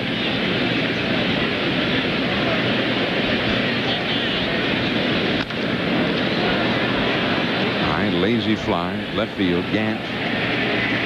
And there is 1 away. John, I'm going to show you a little something about these guys' swing. They both get in almost a perfect power position. Look at that. An impact with McGwire. Now look at Sosa. The difference is Sosa on the right has his left leg straight. That means that he is in a perfect power position. McGwire breaks his left knee a little bit, which tells you that he uses his upper body a little bit more because he's stronger. And that's why McGwire really has a little bit of an edge, because he's a little stronger than Sosa, but they're almost in perfect power positions when they attack the baseball. Well, here's Sammy. He's found the first and struck out looking. Ball 1. This is the first time that he's batted with nobody on base. Again, he got a very warm response from the St. Louis crowd upon arriving at the plate.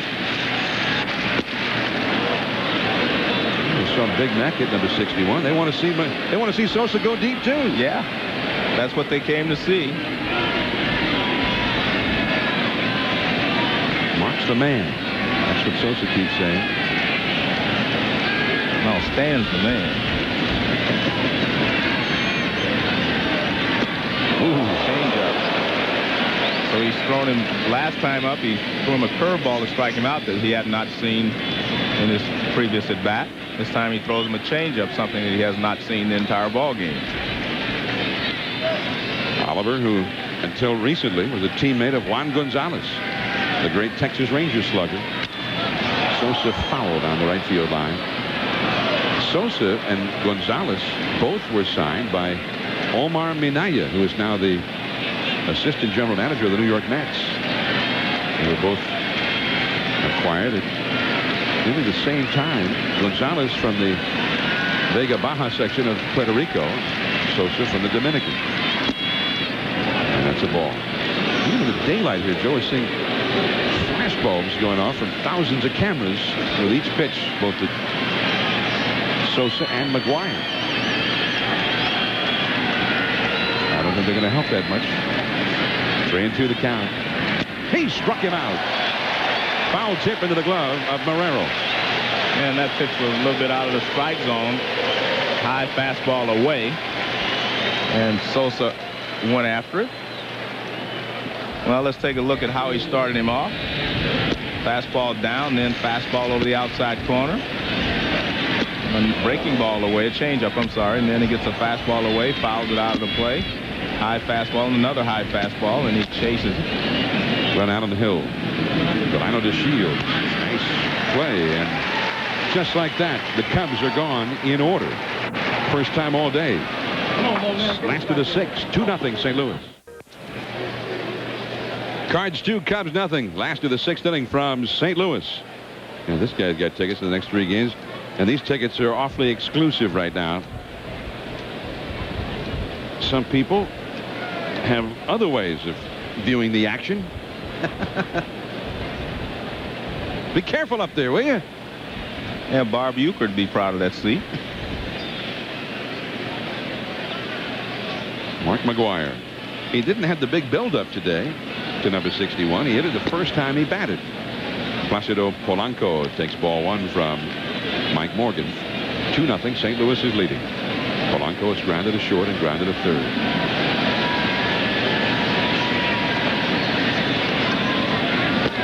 Right over the outside for a strike. Darren Oliver, the pitcher, is on deck, and then Eli Marrero. The last third of the Cardinals batting order here. McWire would be due up 6th in the inning.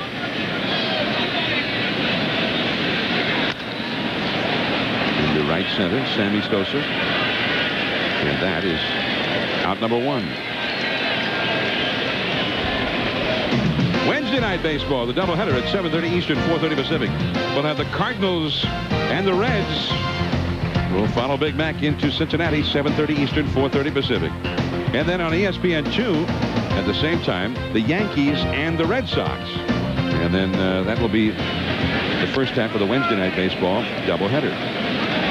We're watching the Cardinals and the Cubs, the longtime rivals. The Yankees and Red Sox are beginning a series tonight at Fenway Park.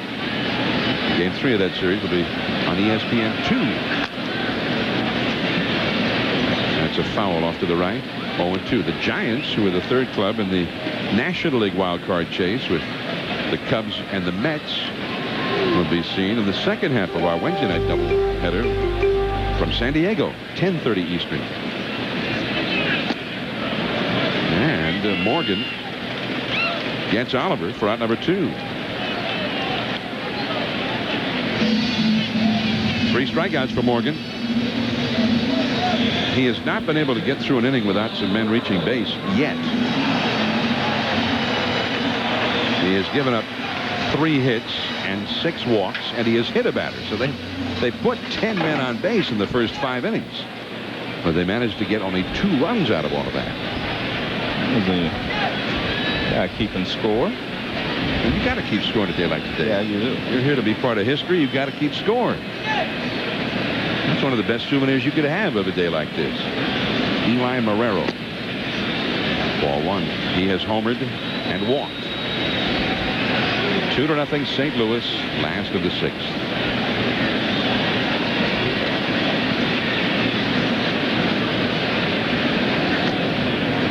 And that's a ball, 2 balls and no strikes. Sammy Sosa 0 for 3 today. Mark McGwire 2 for 3, and his first hit was a home run.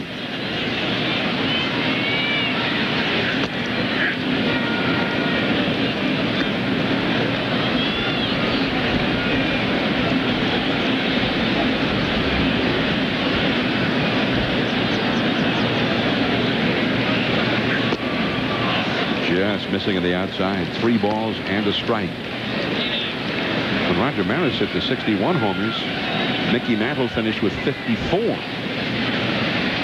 Teammates who collaborated for more homers than any other teammates in history. Strike 2 on the outside. But then, of course, the Yankees, who won 109 games that season, went on to win the World Series in 5 games from Cincinnati. Before you were there, Joe. Yes. Otherwise, I wouldn't mention it. Right. That was the Cincinnati Ball Club of Frank Robinson and Beta Pinson. Pretty good club, but the Yankees just demolished them. And that's also one of the big differences between what McGuire's doing and what Maris did. Maris did it in the heat of a pennant race. And they were pressed by the Tigers much of the way. Deep into left center. Johnson makes the catch. He covers a lot of ground out there. McGuire will have to wait an inning. We go to the 7th. 2-0 St. Louis. Thursday night football. Wake Forest has an offense with the ability to score at any moment, led by quarterback Brian Cookman. And they'll test their skills against Navy. Thursday game night at 7:30. Navy versus Wake Forest. Thursday at 8 on ESPN. In his 143rd game, Mark McGwire has hit his 61st homer. Back in 1961, Roger Maris was chasing the Babe, and the decree was he would have to do it in the first 154 games because Ruth's schedule consisted of only 154 games when he hit 60, and the 154th game fell on a night when the Yankees were playing in Baltimore, and Maris went into that game with 58 home runs. And when Gary Gaetti's at bat is finished, we'll take you back to that night at Memorial Stadium. Meanwhile, Gaetti blasts one deep, and that one is gone. A home run.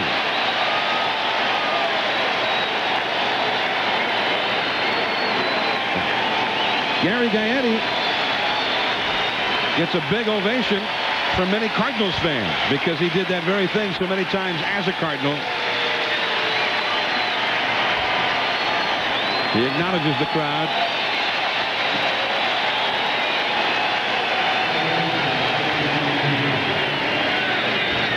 His 17th homer this year and his 4th as a Cub. And now here is Mickey Morandini. 2-1 St. Louis. Morandini grounded out twice.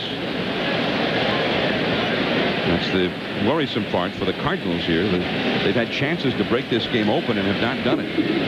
It comes right in the game, and that's a solid single to right for Morandini. Back on September the 20th, 1961 in Baltimore against Milt Pappas. Maris was sitting on 58 home runs. I imagine after all this is over, somebody may write a story or two about the month-long, day in, day out, excruciating pressure. There's one. It is going. It is going. It is gone. Number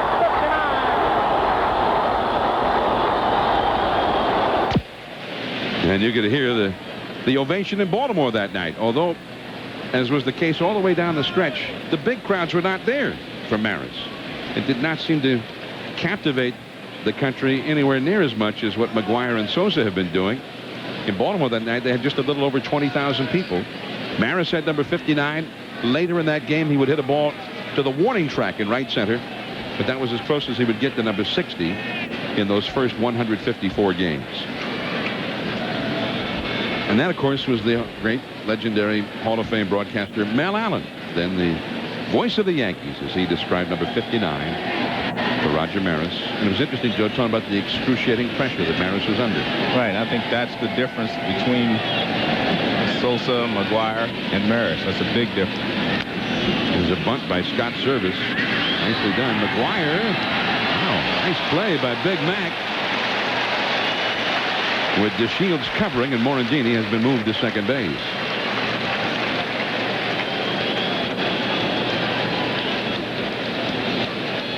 McGwire did win a Gold Glove a few years ago. And this is a tough play because the ball backs up and stops. Now McGwire has to get rid of it. And he makes a nice play. Throws it on the inside so that he doesn't hit the runner. And DeShields can make the play. Big Mac.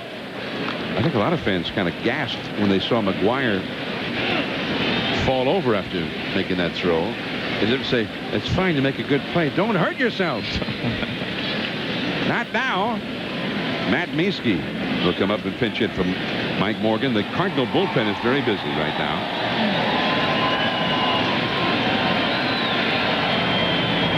The right-handed Mike Busby, the left-handed, number 28, Lance Painter.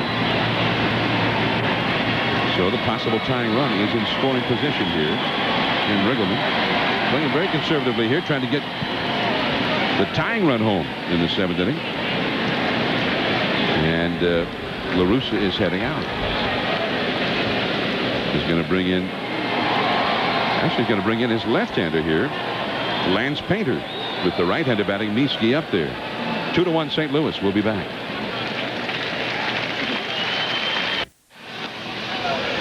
Cardinals lead 2-1. Top of the 7th, runner at second, and left-hander Lance Painter has come on to face Matt Mieske, the right-handed batting pinch hitter. We showed you Maris's 59th homer in that 154th game. Finally, October the 1st, 1961 at Yankee Stadium in the 4th inning against the Boston Red Sox. Tracy Stallard on the mound. Fastball hit deep to right. This could be it. Way back there. Holy cow, he did it. 61 to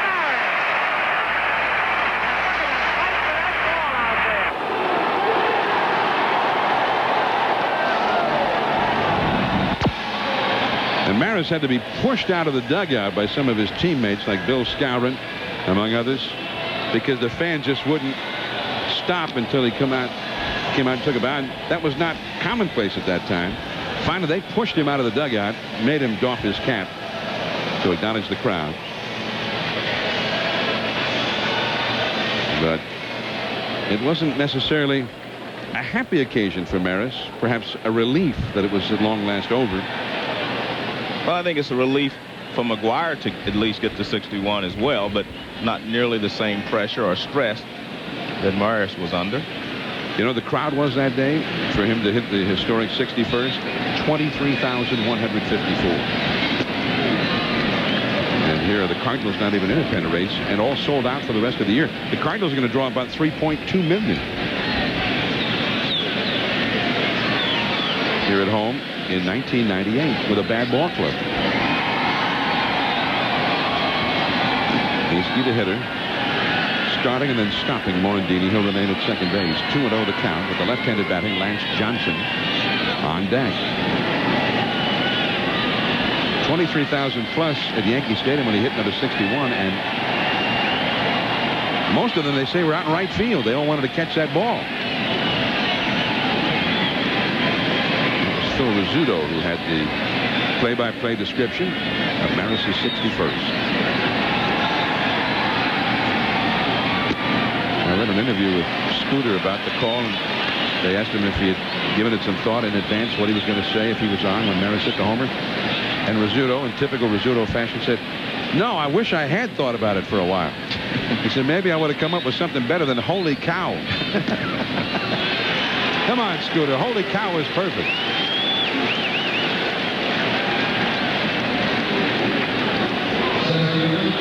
Two on, one out. And now the left-handed batting Lance Johnson will bat. Bob Lee and Robin Roberts will have Sports Center for you right after the ball game. Stay tuned for that. Still raining in New York, by the way, where the Mets have a 4-0 lead over Atlanta after 3 innings. Here the Cardinals 2, the Cubs 1, and McWire with number 61. Sosa still at 58. But the Cubs now threatening to turn this game around. Lance Johnson is lined to left, flying to shallow center, and walked. Busby still up in the Cardinals bullpen, the right-hander.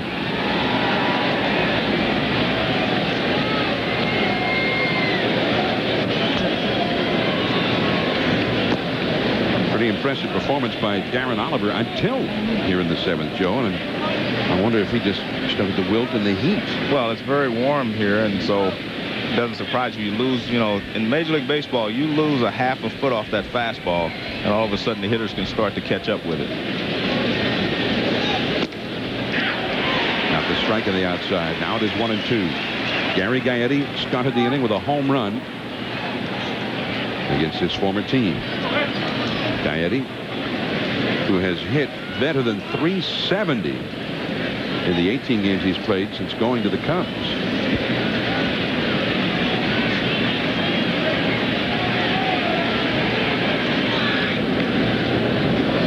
Curve is down and away, blocked by Marrero. The shortstop, Polanco, had actually broken to the bag as the pitch was being thrown that time.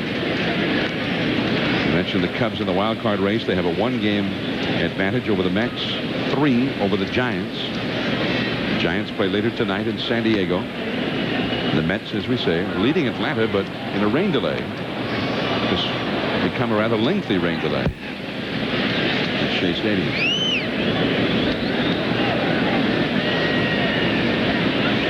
Piazza has really been a force in the stretch run for the Mets,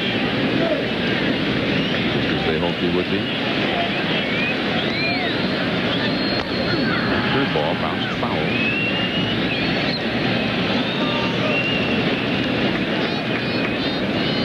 The runners are Morandini over at second base, and Mieske is at first base. Now, the only way this script could be better for baseball, this year is if both McWire and Sosa were going to end up in the playoffs. And that's not going to happen because the Cardinals definitely will not be in the playoffs. Langford. And that is out number 2. Runners had to hold. And the dangerous Jose Hernandez comes up now. The Cubs today have had 8 at-bats as a team with a runner in scoring position, or runners. That means a runner at second or third or both. And they've not had a hit yet. 0 for 8. Here comes Dave Duncan, the pitching coach. Hernandez, a dangerous right-handed hitter with 21 homers. And they're going to bring in the right-hander Busby to face him. 2 men on, 2 men out in the 7th inning. The Cardinals clinging to a 1-run lead. We'll be right back. Who's going to break Maris's mark and hit 62 out of the park? The race is on. Keep your eyes on the ball. McWire. Sosa. Griffin. They've got their eyes on the ball. Baseball history is in the making. Who's going to crush 62 before the season is through? It could happen at a ballpark near you. Don't miss a home run. Don't miss a minute. Keep pace with the race. Log on to MajorLeagueBaseball.com. In St. Louis, 2-1, the Cardinals leading in the top of the 7th over the Cubs. Now it's a new time for Monday Night Football on ABC Sports this season, 8 o'clock Eastern. Join Al Michaels, Stan Deerdorf, and Boomer Esiason for a big ball game tonight. Drew Bledsoe and the Patriots, John Elway and the world champion Broncos. Then next Sunday night, we'll take you to New England for ESPN Sunday Night Football. The Colts, Peyton Manning and Marshall Faulk take on Bledsoe and the Patriots at 8:15 Eastern Time. Mike Patrick, Joe Theismann, and Paul McWire next Sunday on ESPN. ABC and ESPN, the exclusive home of the NFL in prime time. There's Mike Busby now. 2 on, 2 out in the 7th inning. Big moment of the game now. A tough right-handed hitter. Jose Hernandez coming up against Busby.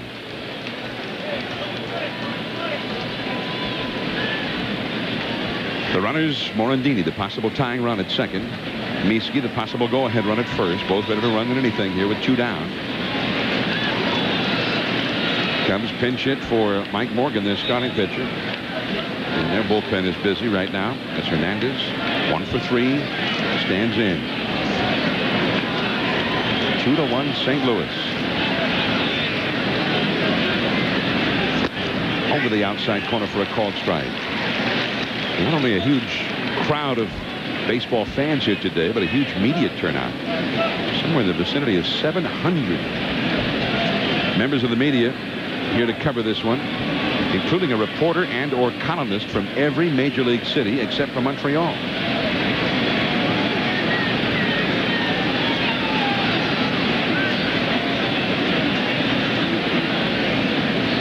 Strike the count to Hernandez. In the air to right field. Jordan has plenty of room for this one. And that retires the side. Grace and Sosa will come back in the next inning. And Mark McWire, who hit number 61 in the first inning, is coming up third in the last of the seventh. One away from a new Major League record.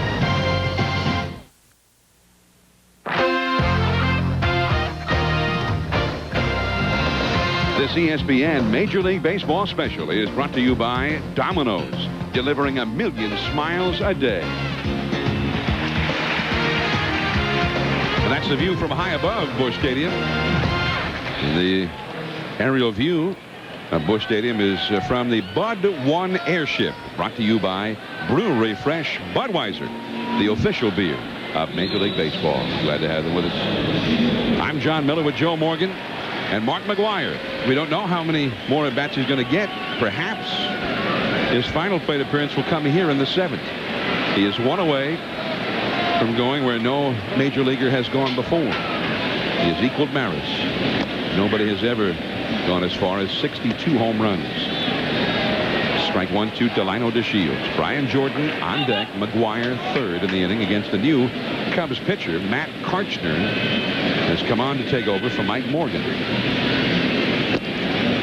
1-1 the count. Karchner, formerly with the Chicago White Sox, he had been the closer there.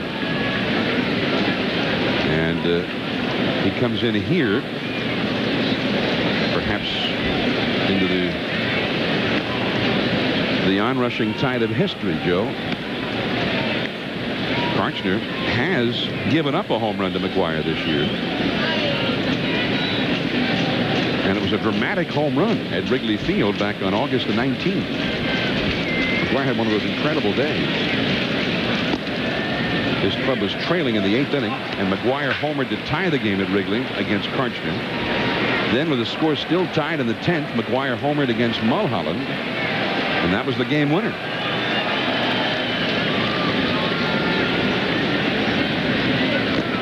So his club is not in a pennant race, but McWire has hit some big home runs that have impacted on the pennant race nonetheless, including last Sunday right here on ESPN Sunday Night Baseball, when he just blasted that spectacular home run that propelled them to a win over Atlanta. That's deep into right field. Way back there, Sosa, this one, gone! A home run for Delino DeShields.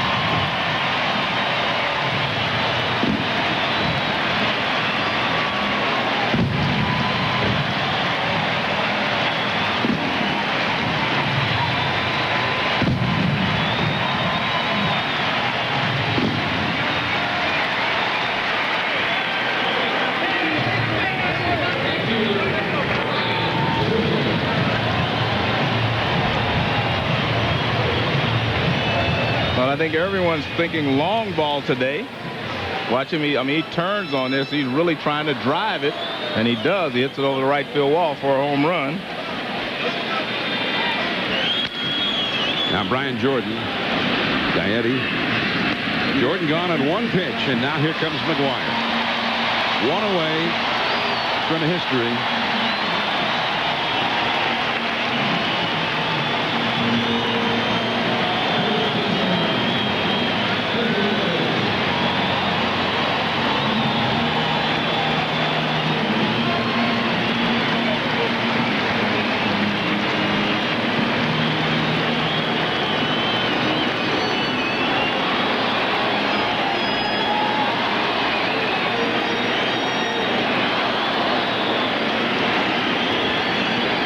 Everybody in the ballpark standing. Ball one. Number 61 came in the first inning. Scorched it down the left field line. He is singled and flied out since.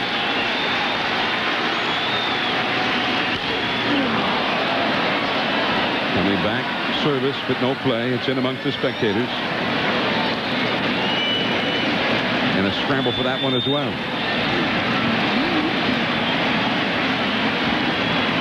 Should have brought your net, Joe.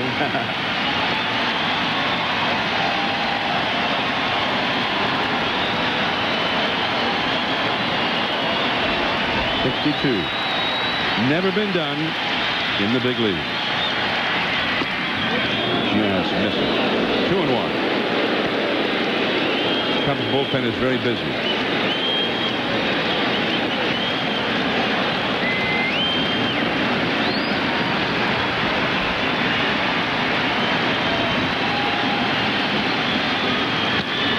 Off the end of the bat to center, and Johnson just does make a shoestring catch.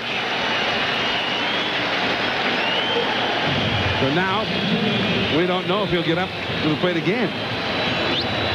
Ordinarily, Cardinal fans would just assume that he didn't. Well, because that would mean that they would win. Well, a lot of people are starting to leave, John. 2 down in the 7th inning, and that will bring up Ray Langford. Let's take a look and see how close he comes to the target. Target down and away. And he hits the target. Good pitch. A little breaking ball, and that's why McWire got it off the end of the bat.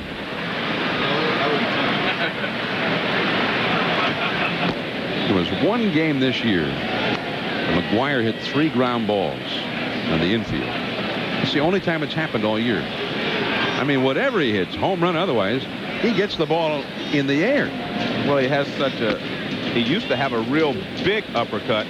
Now he just has a slight uppercut, and that's one of the reasons he's been more consistent the last 3 years as far as hitting home runs and batting average. Because remember now, years ago he hit 200. He was struggling because he was swinging had a lot of fly balls and pop-ups.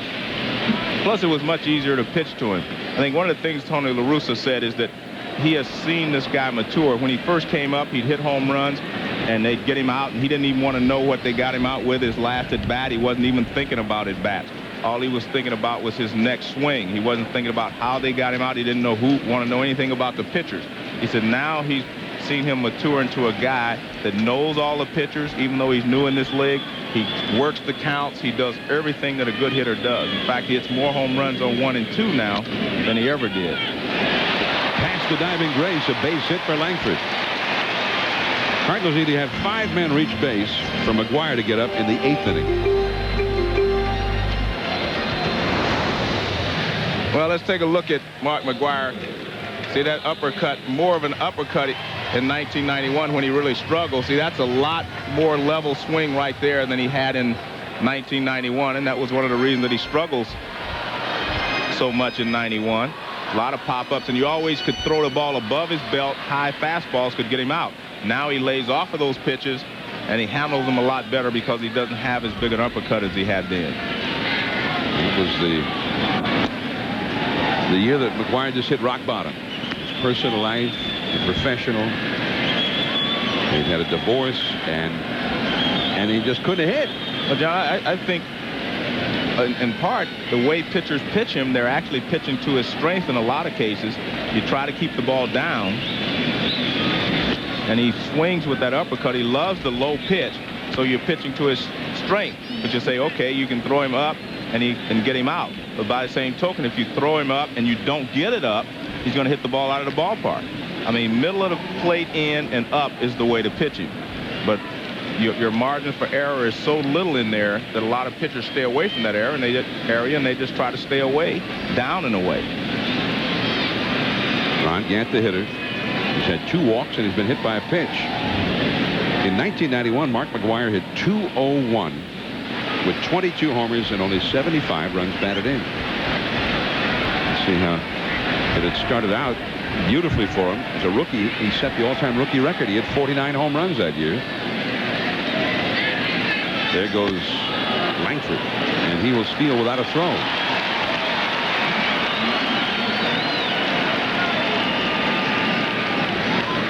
Langford has 3 steals today and 22 for the year.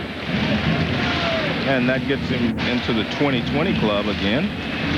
20 stolen bases, 20 home runs.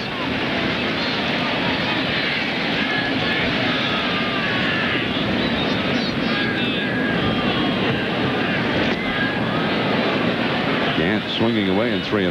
That 20-20 club's not nearly as big a deal as it was before, because 40-40 is kind of the standard now. 30-30 was for a while. Now people are looking at 40-40. Alex Rodriguez of the Mariners is probably going to reach 40-40. Barry Bonds has done it. And of course, Jose Canseco was the first to do it. Just a combination of speed and power. I mean, you get 40 of either. That's great speed and great power. Great stolen base ability. Now Gant has walked. This inning has been a struggle for Matt Karchner.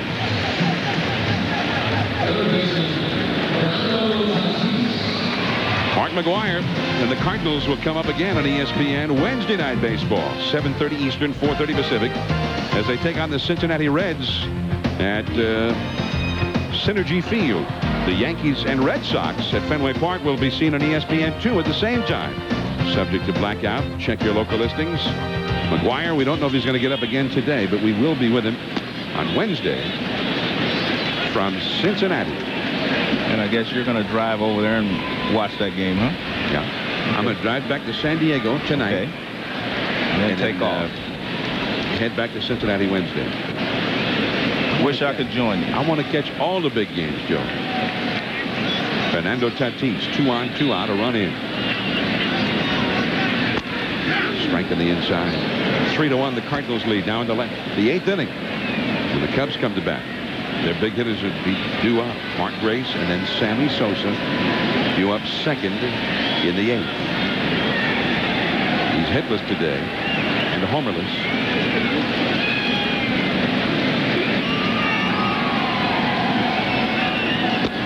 Yeah, that's a ball. 2-1 the count. And we've talked a lot about Roger Maris and the obstacles which he had to overcome in hitting 61 homers. How about Hank Aaron to reach and pass Babe Ruth's career record in 1974? Not just a lot of things to overcome, but even death threats. That one is hit a mile, but foul by Tatis. Now the young third baseman showed some pretty good power on that one. Well, they're expecting him to be a guy to hit 25 to 30 home runs once he gains more experience here in the big leagues, and he has swung the bat much better since he's been with the Cardinals. Opens up just a little bit too soon and hooks that one. Hit the window up there. That's a pretty good shot. McGwire's 61st homer hitting off a window, but on the fair side of the pole in the first inning. And that's the difference in McGwire. I mean, he extends now with his front arm, and he doesn't hook as many balls foul as he did before.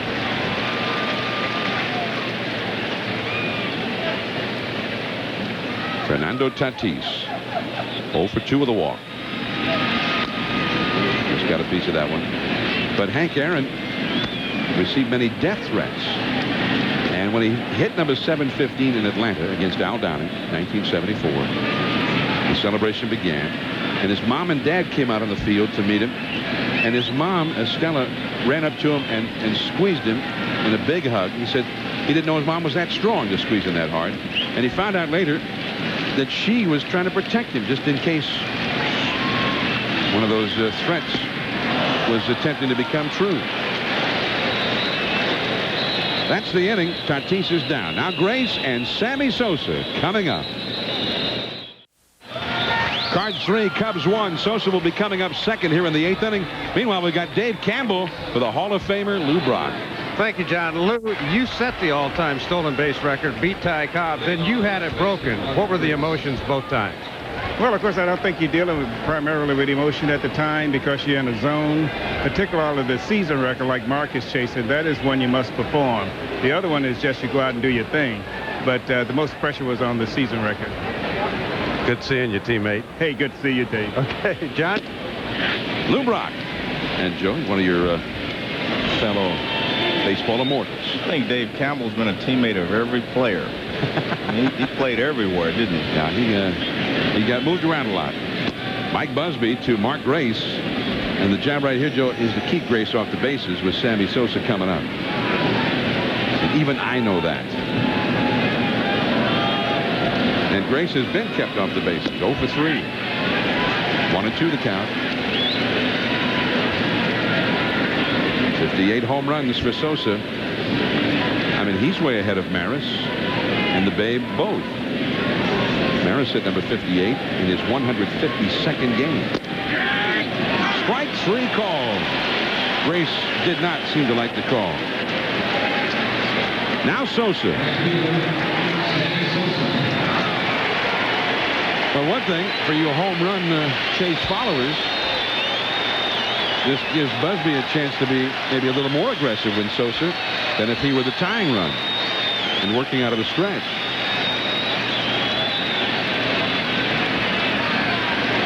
They're underway with that ball game at Shea Stadium again after a long rain delay. Atlanta batting in the 4th inning, trailing the Mets 4-1. The Mets are 1 game back of the Cubs in the National League wild card race. Sosa is 0 for 3. Beautiful on the outside of the knees. Sosa has fouled out to McWire, struck out looking, and struck out swinging. All of that was against starting pitcher Darren Oliver.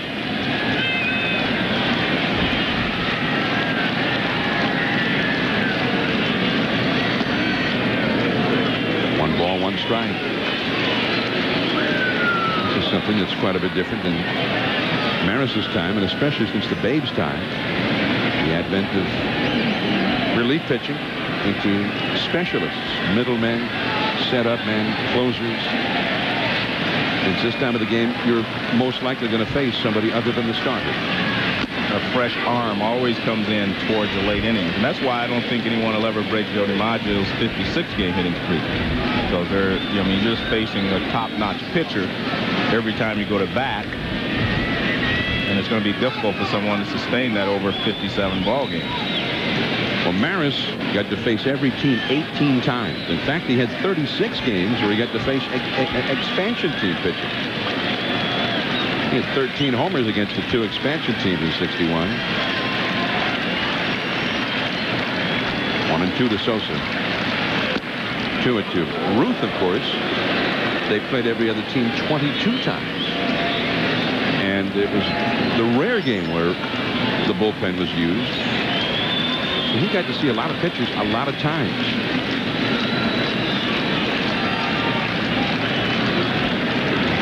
2-2 the count.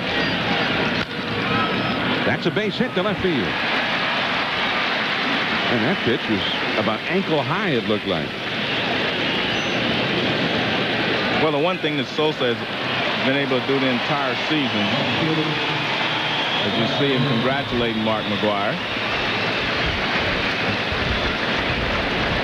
McGwire giving Sosa sort of a salute by his own little symbolic gesture, which Sammy will use when he hits a home run. Part of it is acknowledging his mother. And as he mouths the words after he homers, "Para ti, mami," which is for you, Mom. A lot of home runs standing right there, John. Man, it's 119 so far this year. And McGwire's ahead. He has tied the record, but we don't know that he's going to end up leading the league. Base hit for Glenn Allen Hill. And Sosa, who runs well, will go to third. The throw cut off by Polanco.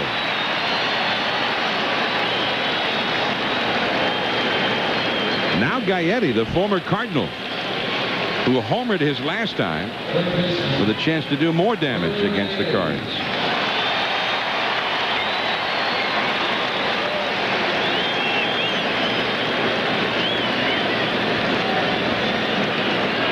And sort of an all-around love in here today, Joe. The fans, these Cardinal fans have been cheering for Sosa, and they've also been very warm in their affection for Gary Gaetti. Cardinals bullpen is very busy. The guys working real hard out there. Sosa at third, Hill, the possible tying run at first. Look out, hit him. Well, that, and listen to fans booing. That will put the possible tying run into scoring position. And I think that one really hurt Gaetti, because he called for the trainer immediately.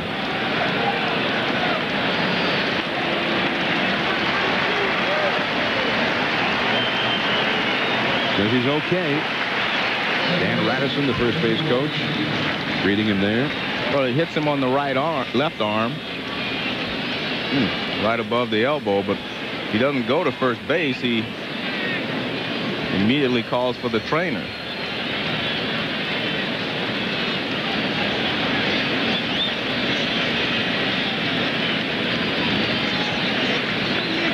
Pinch runner will go in at second base for the Cubs. Brant Brown, who is a very fast runner, replaces Glenn out on the hill. And Dave Duncan goes out to the mound. The bases are loaded with one out. And with the left-handed batting Mickey Morandini coming up, they're going to bring in a left-hander, Brian Eversgerd, from the bullpen. So the Cubs making a move here in the 8th inning. They have trailed since McWire tied Maris in the first. But now they've got their shot, and we'll be right back.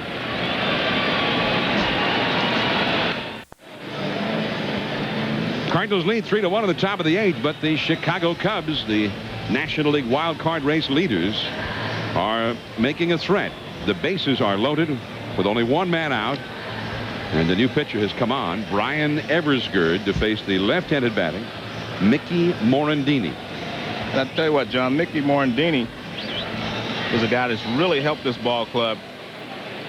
They brought him over, and I mean, he's really played well at the top of the order, hit at the top of the order most of the season.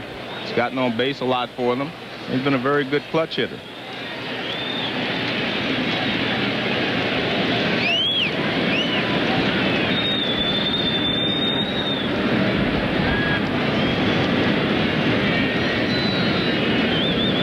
In the dirt and knocked down by Marrero.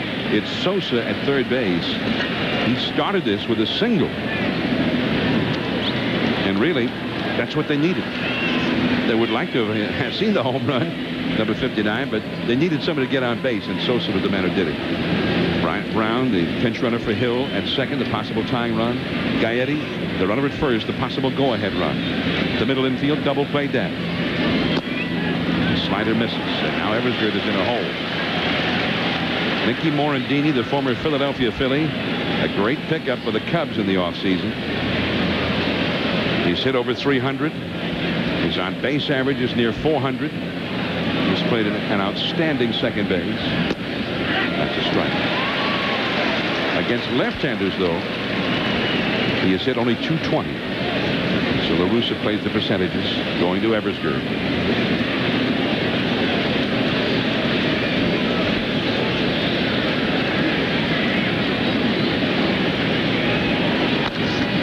This could be two.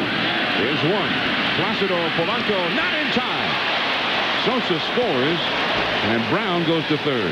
Not a good throw to second base by DeShields. If he would have thrown the ball closer to the bag, Polanco would have been able to turn that double play, but he has to reach out, throws his timing off, and that's the reason this double play is not completed. Watch the throw.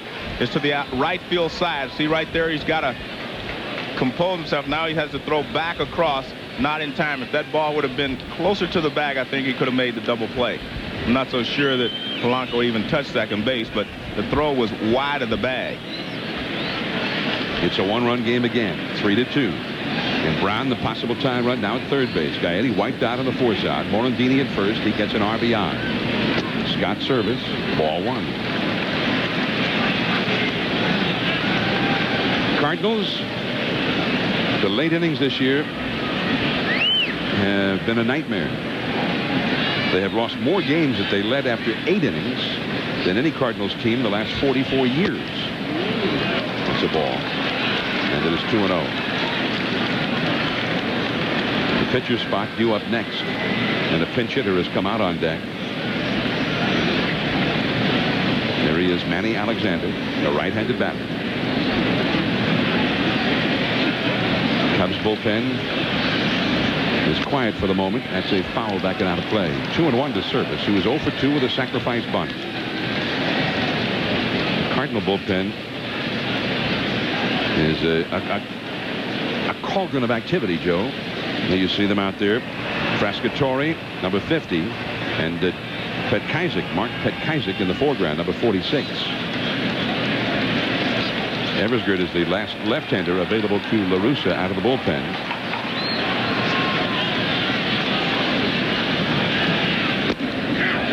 knees. 2-2 the count. And it looks like Service is complaining about that call to plate umpire Gary Darling. 3-2 St. Louis.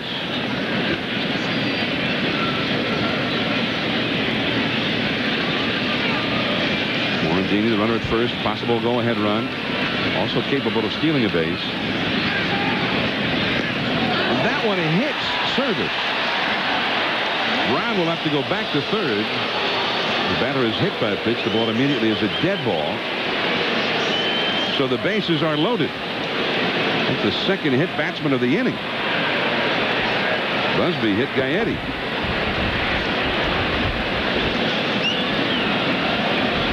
So now the bases are loaded. Here comes Dave Duncan again. Jim Riggleman out, talking to the plate umpire Darling.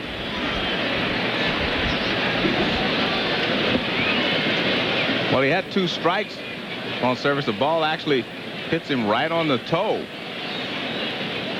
Once you set your foot down, it's kind of hard to raise it up and get it back out of the way because all your weight goes on it, and that's why Service was not able to move and get out of the way there. Well, that's got to hurt. And the trainer's out to see the Scott Service over at first base. Ouch.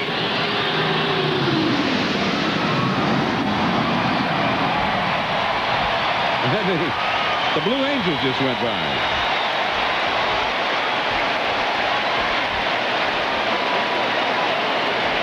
They're hard to miss.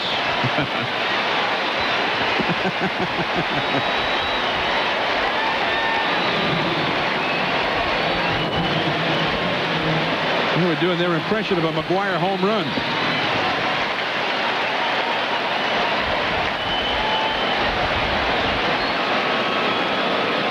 Well, we've got it all going here today. The Blue Angels with their salute of Mark McWire.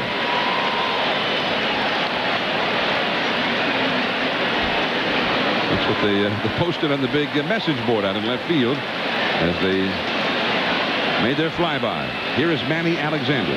3 men on, 2 men out.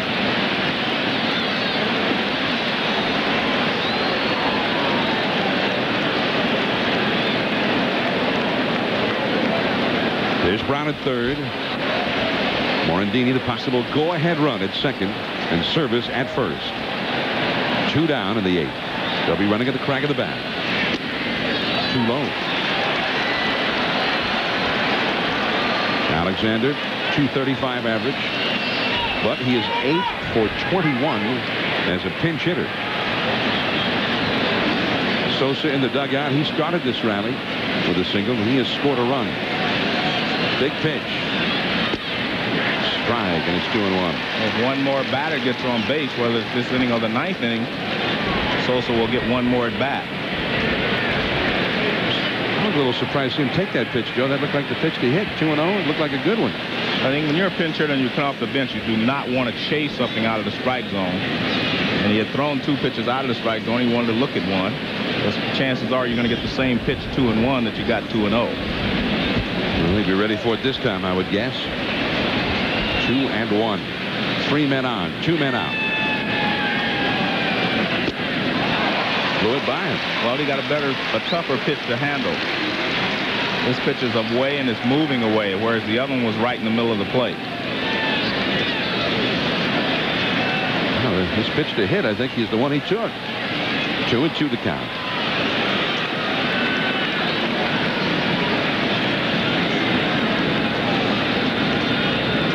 Cardinals lead by 1. The 3 runners get their leads, and it's a full count. Eversgerd working ever so carefully here and nibbling. And he has run out of room in which to maneuver. They'll all be going. Brown, Morandini, and Service ready to take off with the pitch. They run. He lunges for it. Pops it up foul. McWire does not have room enough to get this one. Had he still been playing in Oakland in a home game, I think he would have run over and caught that one. Huge amounts of foul territory at the Oakland Coliseum. Here, not so much. The lower deck box seats right out close to the action here. Tied again. Brown, Morandini in service. The 3 runners. Ready to break. There they go. He struck him out. The Cubs are 0 for 11 with men in scoring position. The Cardinals would need to get 3 men on base for McWire to bat in the last of the 8th. He's due up 6. 3-2, St. Louis. It's the Colts and the Patriots on ESPN Sunday Night Football. Peyton Manning against Drew Bledsoe. ESPN Sunday Night Football. Coverage begins at 8:15. Now that sounds like a great game. I don't want to miss it. John Miller and Joe Morgan with you. An historic day in St. Louis. Labor Day, 1998. McWire has tied Maris. And whether or not he'll get another chance to try and establish his own record today, anyway, has yet to be seen. They would have to get 3 men on base in this inning, or the Cubs would have to come back and at least tie the game in the 9th inning for McWire to bat again. Here is Placido Polanco against the new Cubs pitchers. Rod Myers, that one back to Myers, back to Grace for the putout. Nice 3-1-3 putout. Yeah, that happens a lot. Well, good hustle by Myers, doing what he was supposed to do, break for the bag at first. Well, this ball takes a bad hop right there. Bounces up on Grace. He wasn't quite in front of it, but nice job there by Myers and Grace. They worked together to retire Polanco. Now Louis Ordaz is going to pinch hit for the pitcher. Brant Brown has stayed in the ball game to play left field for the Cubs after he came out as a runner for Glen Allen Hill. And Ordaz had 101 at bats, no homers, and a 158 average. And their shortstop had some problems afield, and they feel now that perhaps he and Polanco need a little more seasoning in the minors. Hence the talk that they might go after a guy like Barry Larkin in the offseason. 2-0 the count. Rod Myers, the 3rd Cubs pitcher of the game. Mets are leading Atlanta, meanwhile, 4-2. That game is in the last of the 5th at Shea Stadium. The Mets are 1 game back of the Cubs in the National League wild card race. The American League wild card, Toronto defeated Cleveland today 15-1.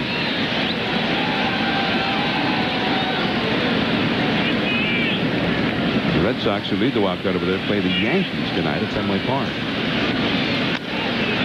That's a foul out of play. 2 balls, 2 strikes to Ordaz. By the way, Sammy Sosa is due up 4th in the 9th inning for the Cubs, so would be due up 4th once they get somebody on base. He may have to face, or it looks like he will have to face Juan Acevedo, who lately has become the Cardinals closer. There's Acevedo heating up in the bullpen. Full count now to Ordaz with Marrero on deck.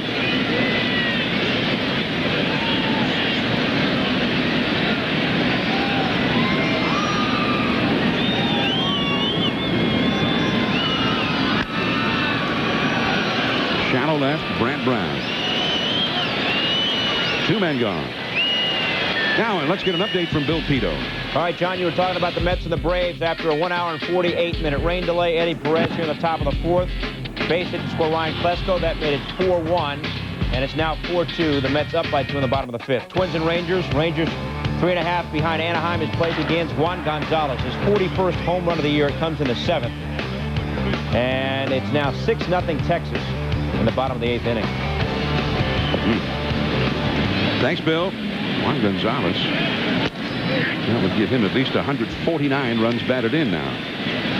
Eli Marrero at the plate. In the American League, the wild card race, the Red Sox by 4.5 over the Blue Jays, who have won 11 in a row. Isn't that funny? The Blue Jays traded Juan Guzman to the Orioles to help the Orioles in the wild card race. I mean, the Blue Jays weren't intending to help them. They just apparently figured they were out of it. They also traded Randy Myers, their closer, to San Diego. Started shedding some big salary. And now they're in it. They also were trying to trade Roger Clemens. He's won like 12 in a row. So apparently looked into trading Clemens, although they didn't get the offers they felt they needed. Clemens is the hottest pitcher around right now. Cubs, meanwhile, their young phenom, Kerry Wood, missed a start yesterday. Wednesday night baseball doubleheader. The Cardinals and Mark McGwire in Cincinnati, 7:30 Eastern time. The Yankees and Red Sox on the deuce at the same time from Fenway Park. So we'll have you covered. ESPN, ESPN2, and you and your clicker. That's just the first half of a doubleheader. The Giants and the Padres in the second game. Sammy Sosa due up fourth in the ninth inning. Acevedo's coming on. 3-2 St. Louis.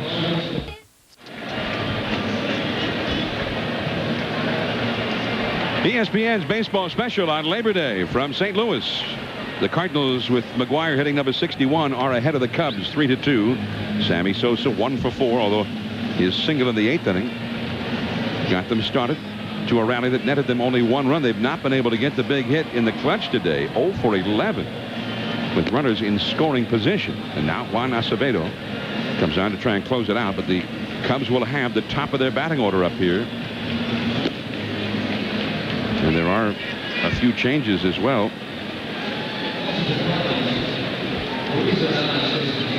For the St. Louis Cardinals as Lance Johnson gets ready to bat. John Mabry has come in to play right field in place of Brian Jordan. And Luis Ordaz stays in to play shortstop in place of Polanco. McGwire would be the third man due up in the last of the ninth inning if the Cubs are able to keep this game going, which Acevedo will try and keep from happening. After the ball game, stay tuned to ESPN. We are going to hope to chat with Mark McGwire and his dad, Dr. John McGwire, who is celebrating his birthday today, which ironically, Joe, today he's celebrating birthday number 61. Yeah. That'll be great. 61 on his father's birthday. Now, does that guy love his dad or what? And Roger Maris had 61 in 61, so that's interesting. The day that Maris hit number 61 was October the 1st. October the 1st is also McGwire's birthday, although he was born 2 years after the home run. And when he hit number 60, Joe, equaling the Babe who wore number 3, retired long ago by the Yankees, and they pulled out those special balls that they keep in a special drawer that are numbered. The ball he hit for the 60th home run came out of drawer number 3. And Joe, there are so many little coincidences here as Lance Johnson takes ball 1. Johnson is 0 for 3. 1 ball, 1 strike to count to him now. Jose Hernandez, 21 homers, due up next. Then Mark Grace. And if somebody can get aboard, Sammy Sosa. And somebody is aboard. Lance Johnson. Picked up by Langford. He'll hold Johnson to a single. Now, these innings have been nightmarish for the Cardinals much of the year. They've lost 8 games in which they were leading going to the 9th inning. The last time they lost that many was 1954. Well, the Roosters said they got off to a slow start early in the year, being able to hold people in the 9th inning, and then it became, a problem, a lot of pressure. Everyone kept saying, well, I don't want to go out there and make a mistake. So you pitch under pressure rather than being relaxed and knowing that you can make the pitch you have to make under certain circumstances. Well, less than 2 weeks ago, the Florida Marlins were here. The Cardinals took a 6-0 lead into the 9th inning and blew that lead. Showing bunt is Hernandez. He takes a strike. He is 1 for 4 in the game. He singled his first time up there. It's interesting here again, Joe. I mean, the old bromide in baseball was on the road you play for the win. At home you play for the tie. And you have a guy there that has 21 home runs hitting for you. Well, I wonder if he's just saying, let's play to get Sammy up. Let's make sure we don't hit a double play. Hernandez hits a lot of them. That moves the runner over. Now they've got Grace and Sosa to try and get that tying run home. Now, before Grace bats, an update from Bill Pito. All right, John, Luis Lopez of the Mets had a 2-run home run in the second. After the long rain delay, they played the fourth, and now he steps up in the fifth, and he doubles the score, too. So Lopez, at this point, has driven in 4 runs, and the Mets now lead Atlanta by the score of 6-2, going to the top of the 6th. And that's the Mets attempting to take 3 out of 4 from Atlanta, which would make a serious statement for the Mets and their intentions in the wild card race. Well, here's Mark Grace. The Cubs have not had a hit with a man at second all day long, or third, or either one. 0 for 11 in these kinds of at-bats, a spot where a hit could well mean a run. They have not had a single hit in 11 previous chances. And Johnson, who runs real well, is the possible tying run. Mark Grace, 0 for 4. Curveball, dribbled foul. 1 ball, 1 strike. You know, in that game with Florida 12 days ago, the Marlins had 3 successive solo homers to get started in the 9th inning, down 6-0. And then later, Mark Kotsay hit a 3-run homer to tie it, and then they won it in the 10th inning. 1 ball, 1 strike. Right back to Acevedo. He lobs it over to McWire for the putout. Down to third is Johnson, and now Sammy Sosa with 2 down in the 9th inning, and the possible tying run at third base. Well, this is only fitting. This is what the Cubs would want in this situation. Have a guy up there that not only can tie the ball game, but he can put you ahead with 1 swing of the bat. And have a big congregation at the mound. I mean, Duncan goes out to talk to Acevedo. And I guess they're going to decide how they're going to go after Sammy Sosa. Now, the man on deck is a left-handed hitter, Brant Brown, a rookie who's had a very fine season. Tough hitter. I don't think you'll see La Russa walk Sammy, because La Russa has been so upset about the way that they pitched to McWire in these situations, not going after him. So I don't think you'll see Tony La Russa decide to walk Sammy Sosa. Talking to Carney Lansford there. Bobby Witt gets up in the St. Louis bullpen. The Cubs have the tying run over at third base. And one of the leading RBI men. I mean, forget the home run for a moment. Sammy Sosa has been the man to get those runs home. He leads the National League in RBIs. And only Juan Gonzalez in all of Major League Baseball is ahead of him. Saved in the dirt by Marrero. It almost became academic there, whether they walk Sammy or not.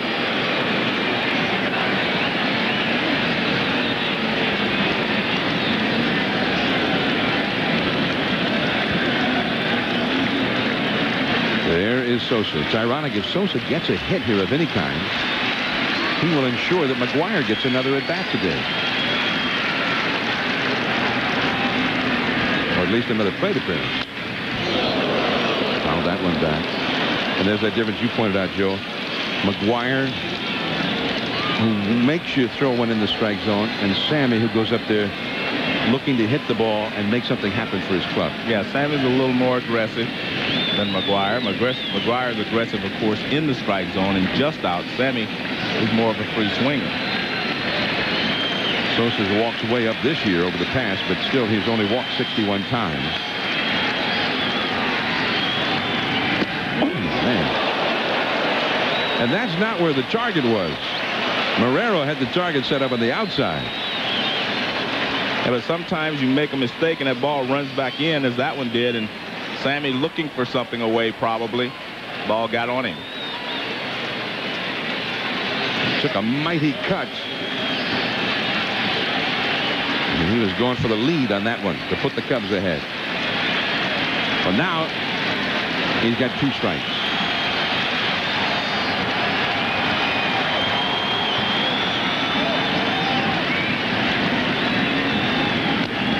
Fouled it back to the screen. He came right after him.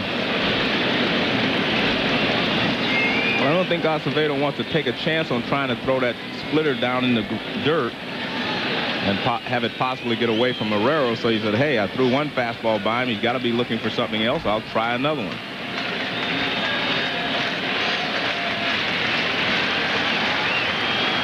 I don't think he'll try another one in that spot, though. I'm with you on that one. He moves away this time. He struck him out. And the ball game is over. And the Cubs, frustrations go right to the last bitter out.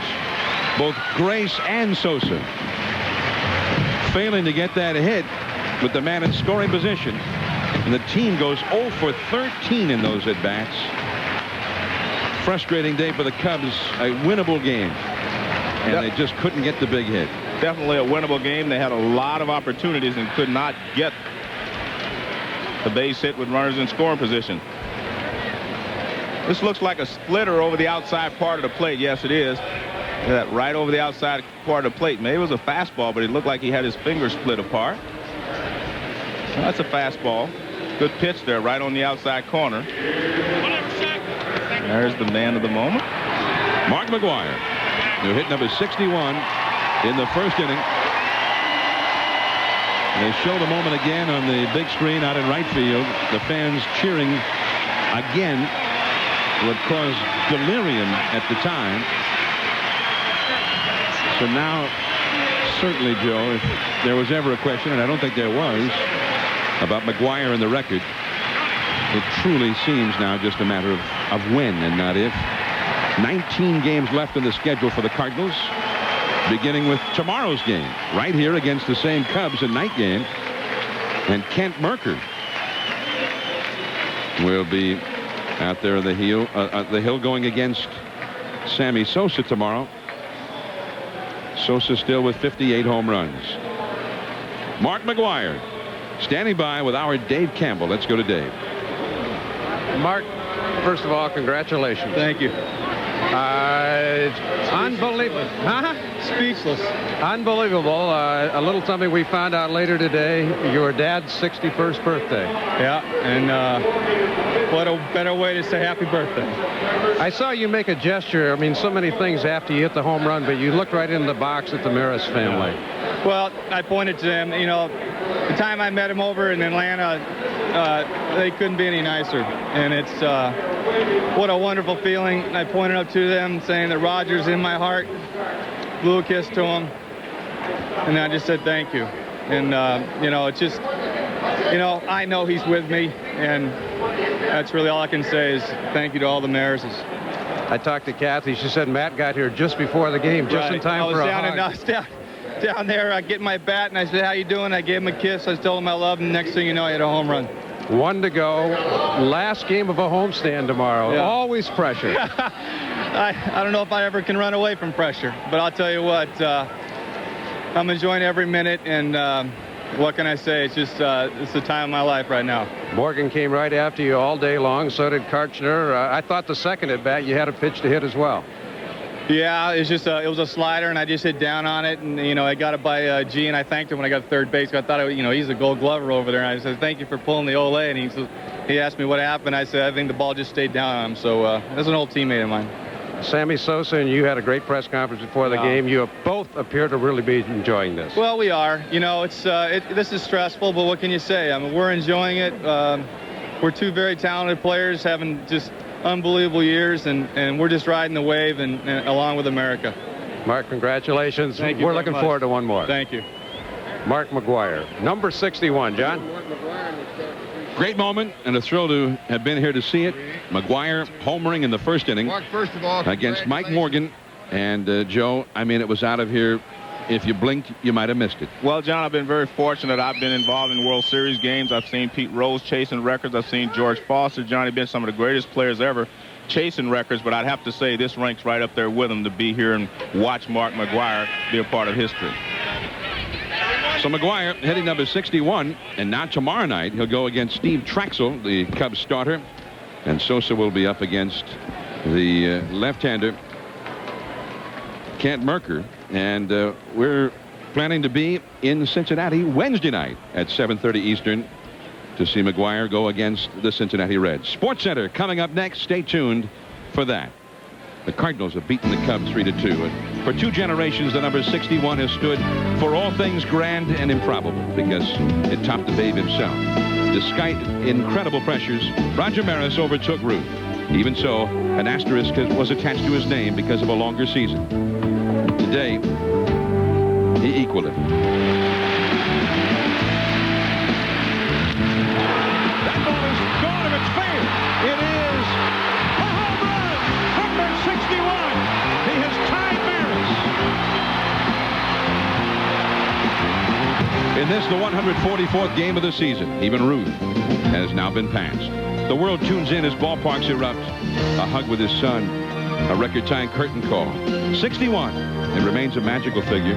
But for the first time, 62 is imminent. Forever linked to both Maris and Ruth. A new record is just a swing away. Mark McGwire is chasing history.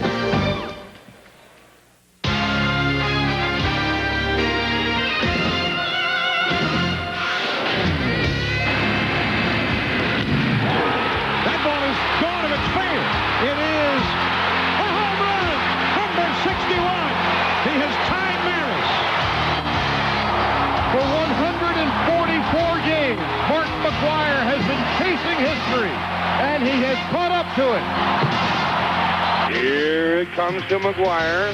Swing! Look at there! Look at there! Look at there!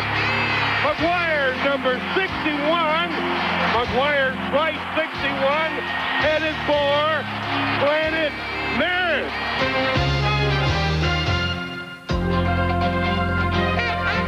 If you don't mind my saying, I could not have picked a better day to make my return to SportsCenter alongside Bob Lee. I'm Robin Roberts. Today is ESPN's 19th anniversary, and Mark McGwire made it mighty memorable. We'll be going back to St. Louis, by the way, for the press conference. You will see it live, but today, a summer that couldn't get any better, did get better. We will be telling our grandchildren about this time when we talk with a straight face about numbers and statistics that used to be sheer fantasy. And the 2 men at the center of this revolution of the spirit of this game of baseball that continue to grace these days with a poise and a joy that is stirring. Mark McGwire on 60, Sammy Sosa on 58, meeting on this national holiday. All eyes around the country on batting practice in St. Louis. These two guys had a hilarious pregame press conference, enjoying the moment, reveling in the attention of all the fans. Top of the first, Darren Oliver pitching. Scoreless game, and Sosa's popped up to whom else but McGwire. This the third out of the first inning. Put it in the books. Between innings, in the dugout for St. Louis, McGwire kisses his son Matt, the bat boy, for some good luck. And then in the bottom of the first, everybody is ready. McGwire's father observing his 61st birthday today. Maris's family was there. You're watching history. That ball is gone if it's fair. It is a home run. Number 61. He has tied Maris. A 1-1 pitch in the game that has passed from father to son. This moment at the plate. At Busch Stadium. One of the classiest images of this century, Sammy Sosa in the outfield. Roger Maris's family in attendance. A curtain call from McGwire. And watch as he gestures down the line and into the heavens. To the family of Maris, a salute and a hello to Roger. What a moment. To tie at 61 home runs in his first at-bat on the 1-1 pitch. Top of the third, 1-0 game. That dinger was it so far. Sosa looking to match against Darren Oliver. Oh, Yacker gets him. That ends the inning once again. 2-0 Cards, bottom of the third. McWire ready to take game on 62. Gary Darling, the umpire, puts that specially marked ball into play to make sure they can authenticate if it goes out. Everybody poised. Single to left. But still the hope springing eternal that possibly he could get 2 on this Labor Day. Bottom of the fifth. McWire again. Pops him up. Morgan does to center field as Lance Johnson puts away the can of corn. So McWire is ready for his next at-bat. Trying to get away from the pressure and the attention. Out in Big Mac country, they've got a target. They want 62. But again, a soft liner to center. McWire retired as Lance Johnson puts it away. In the 8th inning, Mike Busby pitching against Sosa. He's on 58. And a single. It's not easy, even if you know what's coming, to put one out. As Sosa said before the game, he's the man in the USA, I'm the man in the Dominican, and here a gesture that really encapsulates the entire summer. And the last out of the game, Sammy Sosa. Going down swinging, but they play again tomorrow.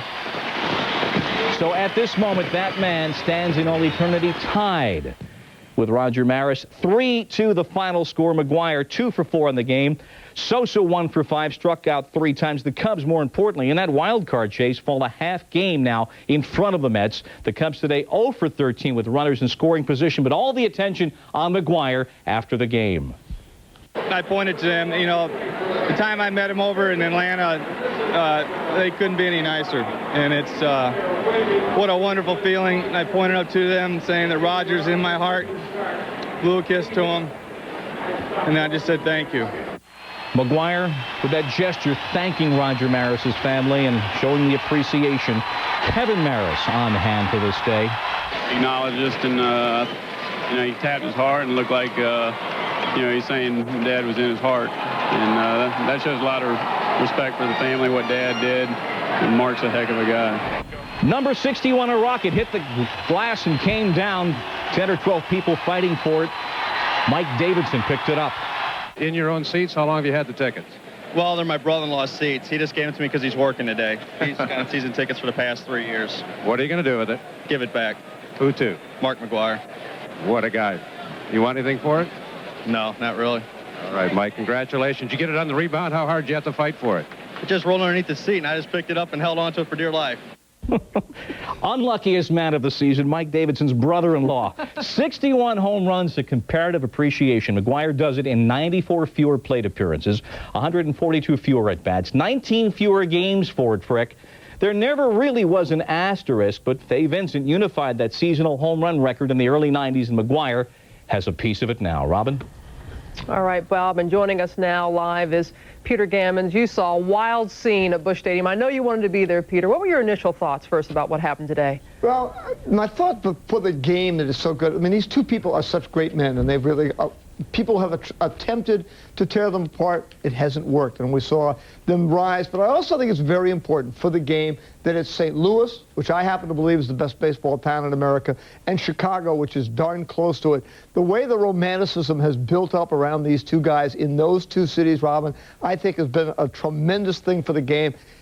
Those players in the Yankee Stadium are great players, but they still have spent between $75 and $100 million to put their teams together. This is totally different. These are just two great baseball players. Peter, we saw Mark talk about it at the end of the game, the pressure. You saw how he was in the dugout after number 61. What has he shown you in the way he's handled all this?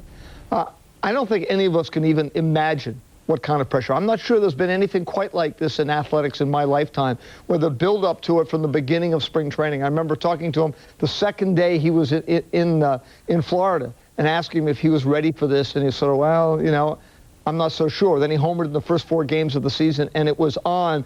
And he's endured this. He's a man of tremendous concentration. He's a man of extraordinary character in terms of his ability to look to other people. And I think that's what people didn't understand a lot of this season, that all the attention on him, he felt took away from other people, particularly teammates. But I think it's going to be very difficult now. Once he gets to 62, my question is, after all this exhaustion of the summer, will he then take a deep breath and sort of collapse in exhaustion like someone who's just run a marathon? And will his team being out of it, allow him to relax while Sammy Sosa is going to be in the pennant race right down to the last weekend. Be very interesting to see who ends up in the record books as the home run champion. All right, Peter, thank you very much. We appreciate you stopping by early. We'll see you later on Baseball Tonight.